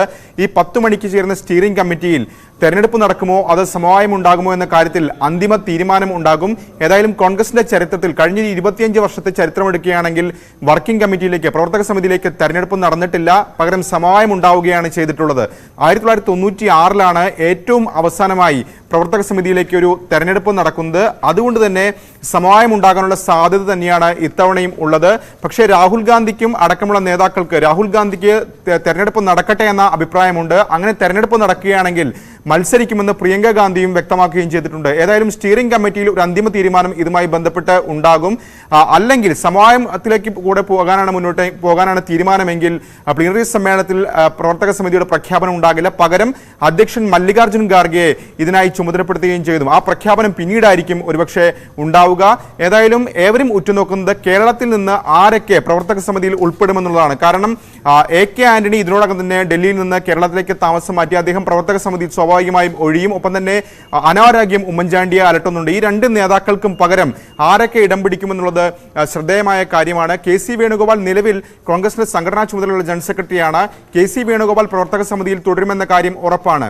മറ്റൊരു പേര് ഏറ്റവും ഉയർന്നു കേൾക്കുന്ന പ്രധാനപ്പെട്ട പേര് രമേശ് ചെന്നിത്തലയുടെയാണ്. കാരണം രമേശ് ചെന്നിത്തല ഏതാണ്ട് പ്രവർത്തക സമിതിയിൽ സ്ഥാനം ഉറപ്പിച്ചു കഴിഞ്ഞു എന്നുള്ളതാണ് പുറത്തുവരുന്ന റിപ്പോർട്ടുകൾ. കാരണം നേരത്തെ തന്നെ ദേശീയ രാഷ്ട്രീയത്തിൽ പ്രവർത്തിച്ച് പരിചയമുള്ള നേതാവാണ് രമേശ് ചെന്നിത്തല. ജനറൽ സെക്രട്ടറിയായി മറ്റും രമേശ് ചെന്നിത്തല പ്രവർത്തിച്ചിട്ടുണ്ട്. ദീർഘകാലം MP ആയിരുന്നു. മാത്രവുമല്ല പ്രതിപക്ഷ നേതാവായിരുന്നു. ഇങ്ങനെ ദേശീയ നേതൃത്വവുമായി അടുത്ത ബന്ധം രമേശ് ചെന്നിത്തലയ്ക്കുണ്ട്. അതുകൊണ്ട് തന്നെ രമേശ് ചെന്നിത്തല പ്രവർത്തക സമിതിയിൽ സ്വാഭാവികമായും ഇടം പിടിക്കാനുള്ള സാധ്യത തന്നെയാണുള്ളത്. ശശി തരൂർ അധ്യക്ഷ സ്ഥാനത്തേക്ക് മല്ലികാർജ്ജുൻ ഖാർഗെക്കെതിരെ മത്സരിച്ച ശശി തരൂർ ഇത്തവണ പ്രവർത്തക സമിതിയിൽ വരുമോ എന്നുള്ള കാര്യമാണ് ഏറ്റവും ശ്രദ്ധേയമായ കാര്യം. കാരണം സോണിയാഗാന്ധി, പ്രിയങ്ക ഗാന്ധി അടക്കമുള്ള നേതാക്കൾക്ക് തരൂരിന്റെ സേവനം പാർട്ടി ഉപയോഗപ്പെടുത്തണമെന്ന് അഭിപ്രായമുള്ളവരാണ്. പക്ഷേ രാഹുൽ ഗാന്ധിയോട് അടുത്ത് നിൽക്കുന്ന ചില സീനിയർ നേതാക്കൾക്ക് തരൂരിനെ കൊണ്ടുവരുന്നതിനോട് വിയോജിപ്പുണ്ട്. അങ്ങനെയെങ്കിൽ ഈ നേതാക്കളെ മറികടന്നൊരു തീരുമാനം സോണിയയുടെയും അല്ലെങ്കിൽ പ്രിയങ്ക ഗാന്ധിയുടെയും ഭാഗത്തുനിന്ന് ഉണ്ടാവും. അതിനുള്ള സാധ്യത വളരെ കുറവാണ്. അങ്ങനെയെങ്കിൽ ശശി തരൂർ ഒരു പ്രത്യേക സ്ഥിരം ക്ഷണിതാവായെങ്കിലും പ്രവർത്തക സമിതിയിൽ ഉൾപ്പെടുത്തുമോ? ഈ കാര്യം തന്നെയാണ് ഏറ്റവും ശ്രദ്ധേയമായ കാര്യം. മറ്റ് രണ്ട് പേരുകൾ പ്രവർത്തക സമിതിയിലേക്ക് ഉയർന്നു കേൾക്കുന്ന പ്രധാനപ്പെട്ട പേരുകൾ കൊടിക്കുന്നിൽ സുരേഷിന്റെയും ഒപ്പം തന്നെ മുല്ലപ്പള്ളി രാമേന്ദ്രന്റെയുമാണ്. കൊടിക്കുന്നിൽ സുരേഷ് സീനിയർ MP ആണ്. ഇപ്പോൾ ഈ ലോക്സഭയിൽ തന്നെ മൊത്തം അംഗങ്ങൾ എടുത്തു നോക്കുകയാണെങ്കിൽ ഏറ്റവും സീനിയറായ MP ആണ് കൊടിക്കുന്നിൽ സുരേഷ്. ഒപ്പം തന്നെ ദളിത് വിഭാഗത്തിൽപ്പെട്ട നേതാവാണ്. അങ്ങനെ കൊടിക്കുന്നിൽ സുരേഷ് വരാനുള്ള സാധ്യതയുണ്ട്. ഒപ്പം തന്നെ മുല്ലപ്പള്ളി രാമേന്ദ്രന്റെ പേരും സജീവമായി പരിഗണിക്കപ്പെടുകയും ചെയ്യുന്നുണ്ട്. ഏതായാലും 10 മണിക്കാണ് സ്റ്റിയറിംഗ് കമ്മിറ്റി യോഗം ചേരുക. ഈ സ്റ്റിയറിംഗ് കമ്മിറ്റിയിലായിരിക്കും തെരഞ്ഞെടുപ്പ് വേണമോ അതോ സമവായത്തിലൂടെ സമവായത്തിലൂടെ അംഗങ്ങളെ നിശ്ചയിക്കുമോ എന്ന കാര്യത്തിൽ ഒരു തീരുമാനം ഉണ്ടാവുക. ഏതായാലും ശശി തരൂർ, സച്ചിൻ പൈലറ്റ് അടക്കമുള്ള നേതാക്കൾ പ്രവർത്തക സമിതിയിൽ വന്നില്ലെങ്കിൽ അവർ ഭാവിയിൽ എന്ത് കടുത്ത തീരുമാനം എടുക്കുമെന്ന ആശങ്ക പോലും ചില നേതാക്കൾ ഏതായാലും ഈ ഘട്ടത്തിൽ പങ്കുവെക്കുകയും ചെയ്യുന്നുണ്ട്. ഇനി മേഘാലയ തെരഞ്ഞെടുപ്പ് വാർത്തയിലേക്ക് പോവുകയാണെങ്കിൽ മേഘാലയയിൽ നാളെ പരസ്യ പ്രചാരണം അവസാനിക്കാനിരിക്കുകയാണ്. 60 അംഗ നിയമസഭയിലേക്ക് ഇത്തവണ വാശിയേറിയ പോരാട്ടം നടക്കുന്നു. ഏതായാലും തെരഞ്ഞെടുപ്പ് പ്രചാരണം അതിന്റെ അവസാന ഘട്ടത്തിലെത്തുമ്പോൾ പ്രധാനമന്ത്രി നരേന്ദ്രമോദി ഇന്ന് സംസ്ഥാനത്തെത്തുകയാണ്. ഷില്ലോങ്ങിൽ പ്രധാനമന്ത്രിക്ക് റോഡ് ഷോ ഉണ്ട്. ഒപ്പം തന്നെ തുറ മണ്ഡലത്തിൽ അദ്ദേഹം 2 റാലികളിൽ പങ്കെടുക്കുകയും ചെയ്യുന്നുണ്ട്. നേരത്തെ തന്നെ ഈ തുറ മണ്ഡലത്തിലെ റാലി വലിയ വിവാദമായതാണ്. അവിടെ പ്രധാനമന്ത്രി റാലിക്ക് സ്റ്റേഡിയം നിഷേധിച്ചുമായി ബന്ധപ്പെട്ട് സംസ്ഥാന സർക്കാരാണ് ഇതിൽ ഉത്തരവാദി എന്ന് ആരോപിച്ചുകൊണ്ട് BJP രംഗത്ത് വരികയും ചെയ്തിരുന്നു. ഏതായാലും ആ സ്റ്റേഡിയത്തിലല്ല ഇപ്പോൾ അദ്ദേഹത്തിന്റെ റാലി നടക്കുന്നത്. പകരം BCCയുടെ ഒരു സ്റ്റേഡിയത്തിൽ പ്രധാനമന്ത്രി റാലി ഇന്ന് അവിടെ നടക്കുകയാണ്. കഴിഞ്ഞ നിയമസഭാ തെരഞ്ഞെടുപ്പിൽ 2 സീറ്റുകൾ മാത്രമാണ് BJPക്ക് അവിടെ നേടാനായതെങ്കിൽ ഇത്തവണ അവിടെ BJP കൂടുതൽ സീറ്റുകൾ നേടാൻ കഴിയുമെന്നൊരു പ്രതീക്ഷ വെച്ചു പുലർത്തുന്നു. കാരണം കഴിഞ്ഞ ദിവസങ്ങളിലൊക്കെ തന്നെ JP നഡ്ഡ ഒപ്പം തന്നെ അമിത്ഷാ അടക്കമുള്ള നേതാക്കൾ അവിടെ പ്രചാരണ രംഗത്ത് സജീവമായി ഉണ്ടായിരുന്നു. ഇന്നിപ്പോൾ പ്രധാനമന്ത്രി കൂടി എത്തുകയാണ്. BJP ഇവിടെ ലക്ഷ്യമിടുന്നത് കൂടുതൽ സീറ്റ് നേടുക, ഒരു തൂക്കുസഭ ഉണ്ടാകുകയാണെങ്കിൽ അവിടെ സ്വന്തം മുഖ്യമന്ത്രിയെ അവരോധിക്കുക. ഇതാണ് BJP ലക്ഷ്യമിടുന്നത്. കാരണം കഴിഞ്ഞ തെരഞ്ഞെടുപ്പിൽ അവിടെ കോൺഗ്രസ് ആയിരുന്നു ഏറ്റവും വലിയ ഒറ്റകക്ഷി. പക്ഷേ അവിടെ സർക്കാർ ഉണ്ടാക്കിയത് NPP ആണ്.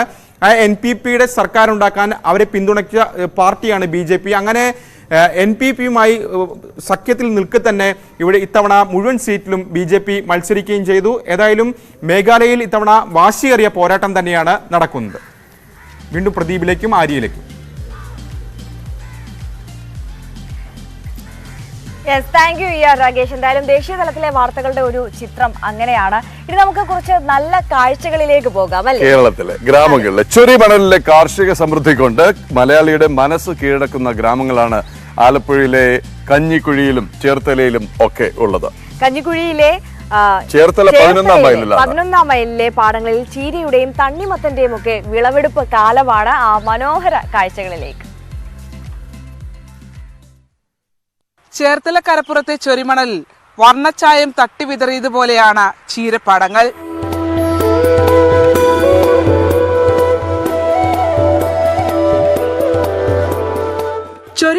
കർഷകന് ഒട്ടും നിരാശ നൽകാത്ത വിളകളിലൊന്നാണ് ചീരകൃഷി. ഇത്തവണ കീടശല്യമൊന്നുമില്ലാതെ തന്നെ 100 മേനി വിളവെടുപ്പിന് പാകമായി.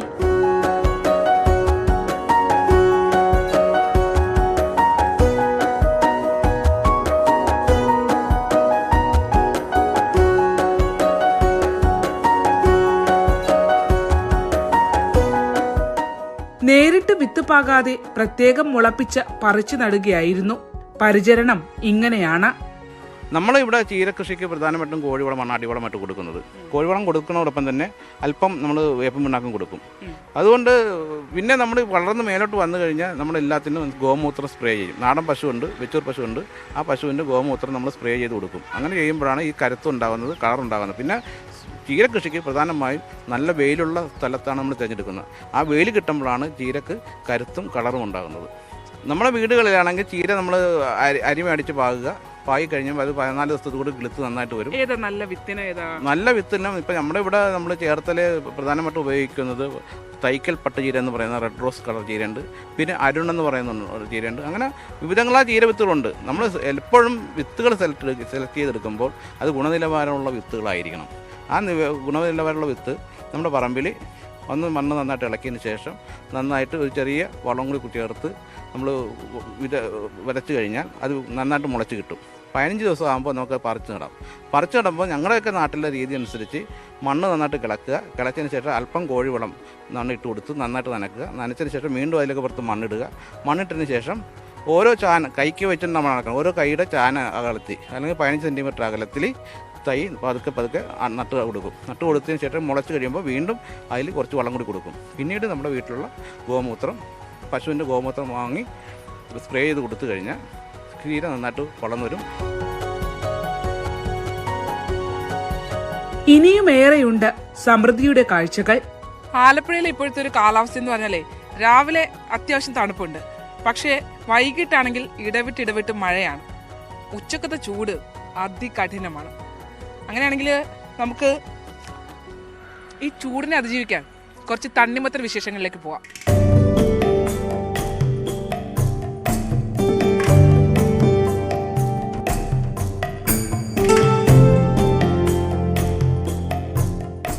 വേനൽ ചൂട് മുൻകൂട്ടി കണ്ടു തന്നെ തണ്ണിമത്തൻ വിളവെടുപ്പിന് പാകമായിരിക്കുന്നു.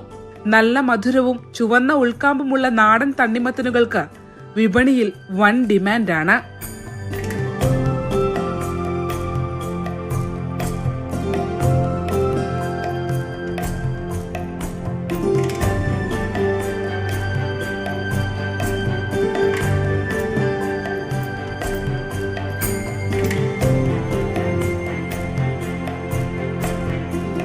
ഇത്തവണ കാലാവസ്ഥാ വ്യതിയാനത്തിൻ്റെ ഭാഗമായി ചൂട് കൂടുതലുണ്ടാവുമെന്നുള്ള റിപ്പോർട്ടിൻ്റെ അടിസ്ഥാനത്തിലാണ് തണ്ണിമത്തൻ കൃഷി ഞാൻ കൂടുതൽ വ്യാപിപ്പിച്ചിട്ടുള്ളത്.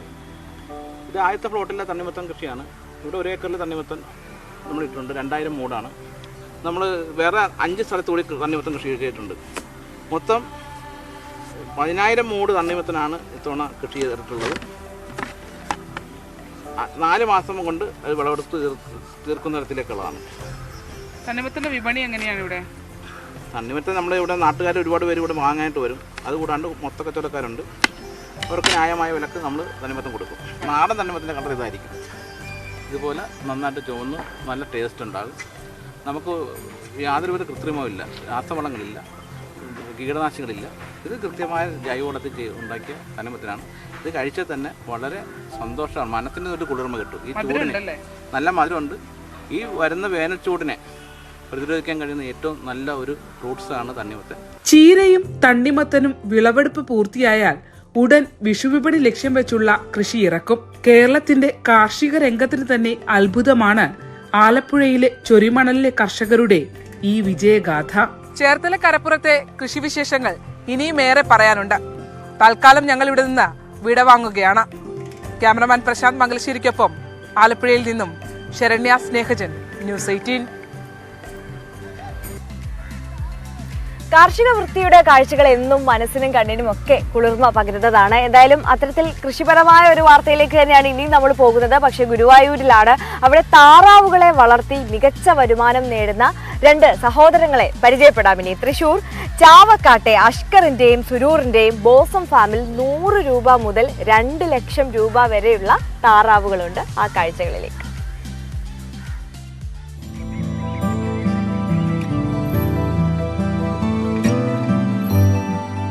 കൗതുകത്തിന് മണിത്താറവുകൾ വാങ്ങിയതാണ് ചാവക്കാട് ഐനിക്കൽ വീട്ടിൽ അസ്കറും സുരൂറും. മുട്ട വിരിഞ്ഞ് താറാവ് കുഞ്ഞുങ്ങളെ ലഭിക്കാൻ തുടങ്ങിയതോടെയാണ് വിപണി സാധ്യത ഇരുവരും തിരിച്ചറിഞ്ഞത്. അങ്ങനെ ചാവക്കാട് പൊന്നാനി ദേശീയപാതയ്ക്ക് സമീപം ബോസം ഫാം പിറന്നു. നമ്മൾ ഓൾമോസ്റ്റ് ഒരു 3 വർഷത്തിൽ മേലെ അയക്കണ് ഇപ്പോൾ ഫാം റൺ ചെയ്ത് തുടങ്ങിയിട്ട്. പൊതുവെ ആദ്യം മറ്റു പല ബ്രീഡുകൾ ചെയ്തിട്ടുണ്ട് എങ്കിൽ പോലും വാട്ടർ ബേർഡ്സ് ആണ് ഞങ്ങൾ കൂടുതലും ഫോക്കസ് ചെയ്ത് ചെയ്യുന്നത്. നാടൻ താറാവുകളോട് സാമ്യം തോന്നുമെങ്കിലും ഇവിടെയുള്ള എല്ലാ താറാവിനങ്ങളും വിദേശികളാണ്. ബോസം ഫാമിൽ ഇപ്പോൾ 10-ലേറെ താറാവിനങ്ങളുണ്ട്. കുഞ്ഞന്മാരും ജോഡിയായി ജീവിക്കുന്നവരുമായ ഗ്രേ കോൾ താറാവുകൾ മുതൽ റുവോൺ ഡക്ക് വരെ. നമ്മൾ ഇവിടെ ഒരു 11 ടൈപ്പോളം ബ്രീഡ് ചെയ്യുന്നുണ്ട്. അതിൽ തന്നെ ചില ടൈപ്പിൽ ചില കളർ ടൈപ്പും നമ്മൾ ചെയ്യുന്നുണ്ട് ഒരു ബ്രീഡിൽ തന്നെ. ഇപ്പോൾ ഇവിടെ പറയുകയാണെങ്കിൽ കയൂഗ ഒരു അമേരിക്കൻ ബ്രീഡ് ഇവിടെ ചെയ്യുന്നുണ്ട്. പിന്നെ കോൾ ഡക്ക്, പിന്നെ ക്രസ്റ്റഡ് ഡക്ക്, പിന്നെ സെബാസ്റ്റ്പോൾ ഗീസ്, പോമറേനിയൻ ഗീസ്, എംഡൻ ഗീസ്, അങ്ങനെ ഒട്ടനവധി പേര് അടുപ്പിച്ച് പറയാൻ പറ്റുന്നില്ല. എന്നാലും കുറച്ച് ടൈപ്പ് ഇവിടെ ചെയ്യുന്നുണ്ട്. കറുപ്പിൽ പച്ചയുടെ വർണ്ണചാരുതയുള്ള കയൂക, ചാരച്ചെമ്പല്ലി ഇനങ്ങളോട് സാമ്യമുള്ള ഖാക്കി കാമ്പൽ, വലിപ്പത്തിലും ശൗര്യത്തിലും മുമ്പിലുള്ള പോമറേനിയൻ ഗൂസ് തുടങ്ങിയവയാണ് ഇവിടെ താരങ്ങൾ.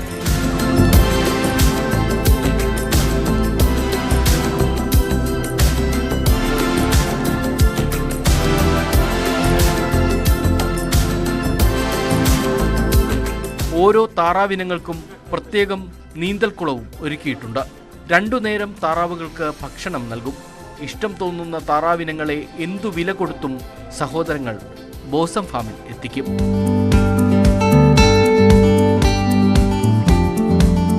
ഇൻക്യുബേറ്ററിലാണ് മുട്ട വിരിയിക്കുന്നത്.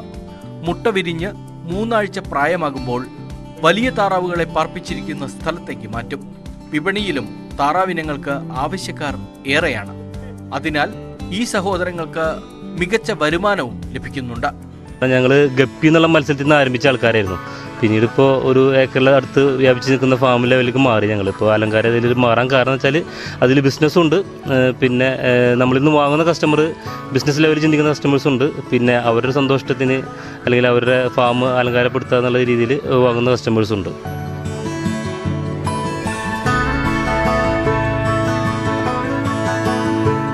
രാജു ഗുരുവായൂർ, ന്യൂസ് 18. ചീരയുടെയും തണ്ണിമത്തന്റെയും താറാവിന്റെയും ഒക്കെ കാഴ്ചകൾ കണ്ടു. ഇനി ഉത്സവ മേളത്തിലേക്കാണ്. കുംഭഭരണിക്കൊരുങ്ങി ഓണാട്ടുകര.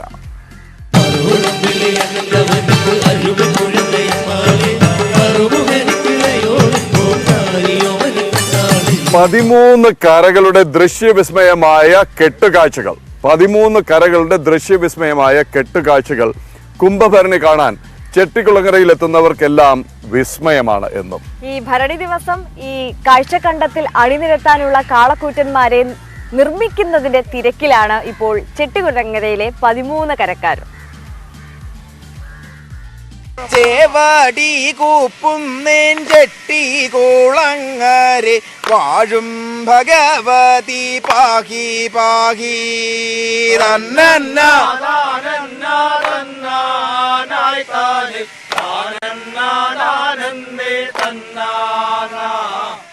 ഏഴു കുതിരകൾ, 5 തേരുകൾ, ഭീമൻ, ഹനുമാൻ, 13 കരക്കാർ ഭരണി ദിവസം ദേവിക്ക് സമർപ്പിക്കുന്ന വഴിപാട് കെട്ടുകാഴ്ചകളാണ്.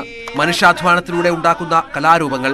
മേൽക്കൂടാരം കയറ്റാൻ കൂറ്റൻ മാവുകൾക്ക് പകരം ഇരുമ്പ് ടവറുകൾ വന്നു എന്നതൊഴിച്ചാൽ പതിറ്റാണ്ടുകളായി കെട്ടുവൃത്തിയോടെ ചെട്ടികുളങ്ങര നടയിൽ 13 കരക്കാരും കെട്ടുകാഴ്ചകൾ എത്തിക്കുന്നു.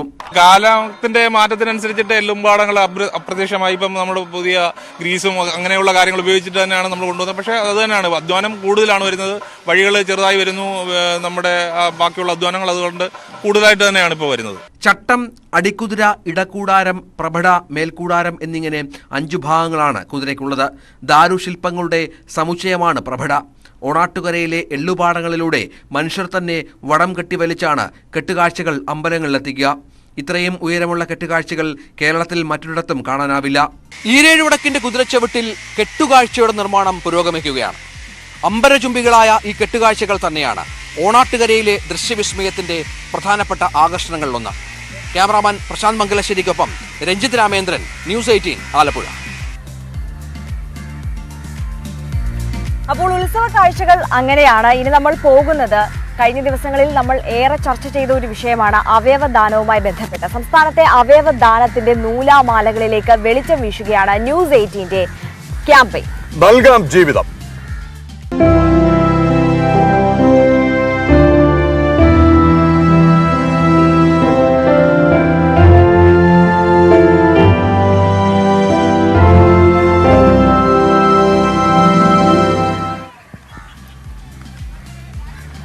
മരണാനന്തര അവയവദാനത്തിൽ ഏറ്റവും പ്രയാസമേറിയത് മസ്തിഷ്ക മരണം നിർണയിക്കുക എന്നുള്ളതാണ്. അതെ അതെ, ഈ മസ്തിഷ്ക മരണം സ്ഥിരീകരിക്കാൻ ഡോക്ടർമാർ ഭയപ്പെടുകയാണ്. അതിന് പിന്നിലൊരു കാരണമുണ്ട്. ഭാവിയിൽ അവർ നേരിടാൻ പോകുന്ന നിയമ നടപടികളെ ഭയന്നുകൊണ്ടാണ്. മരണാനന്തര അവയവ മാറ്റം തടയാൻ വലിയ മാഫിയ കേരളത്തിൽ പ്രവർത്തിക്കുന്നുവെന്നാണ് IMAയുടെ ആരോപണം.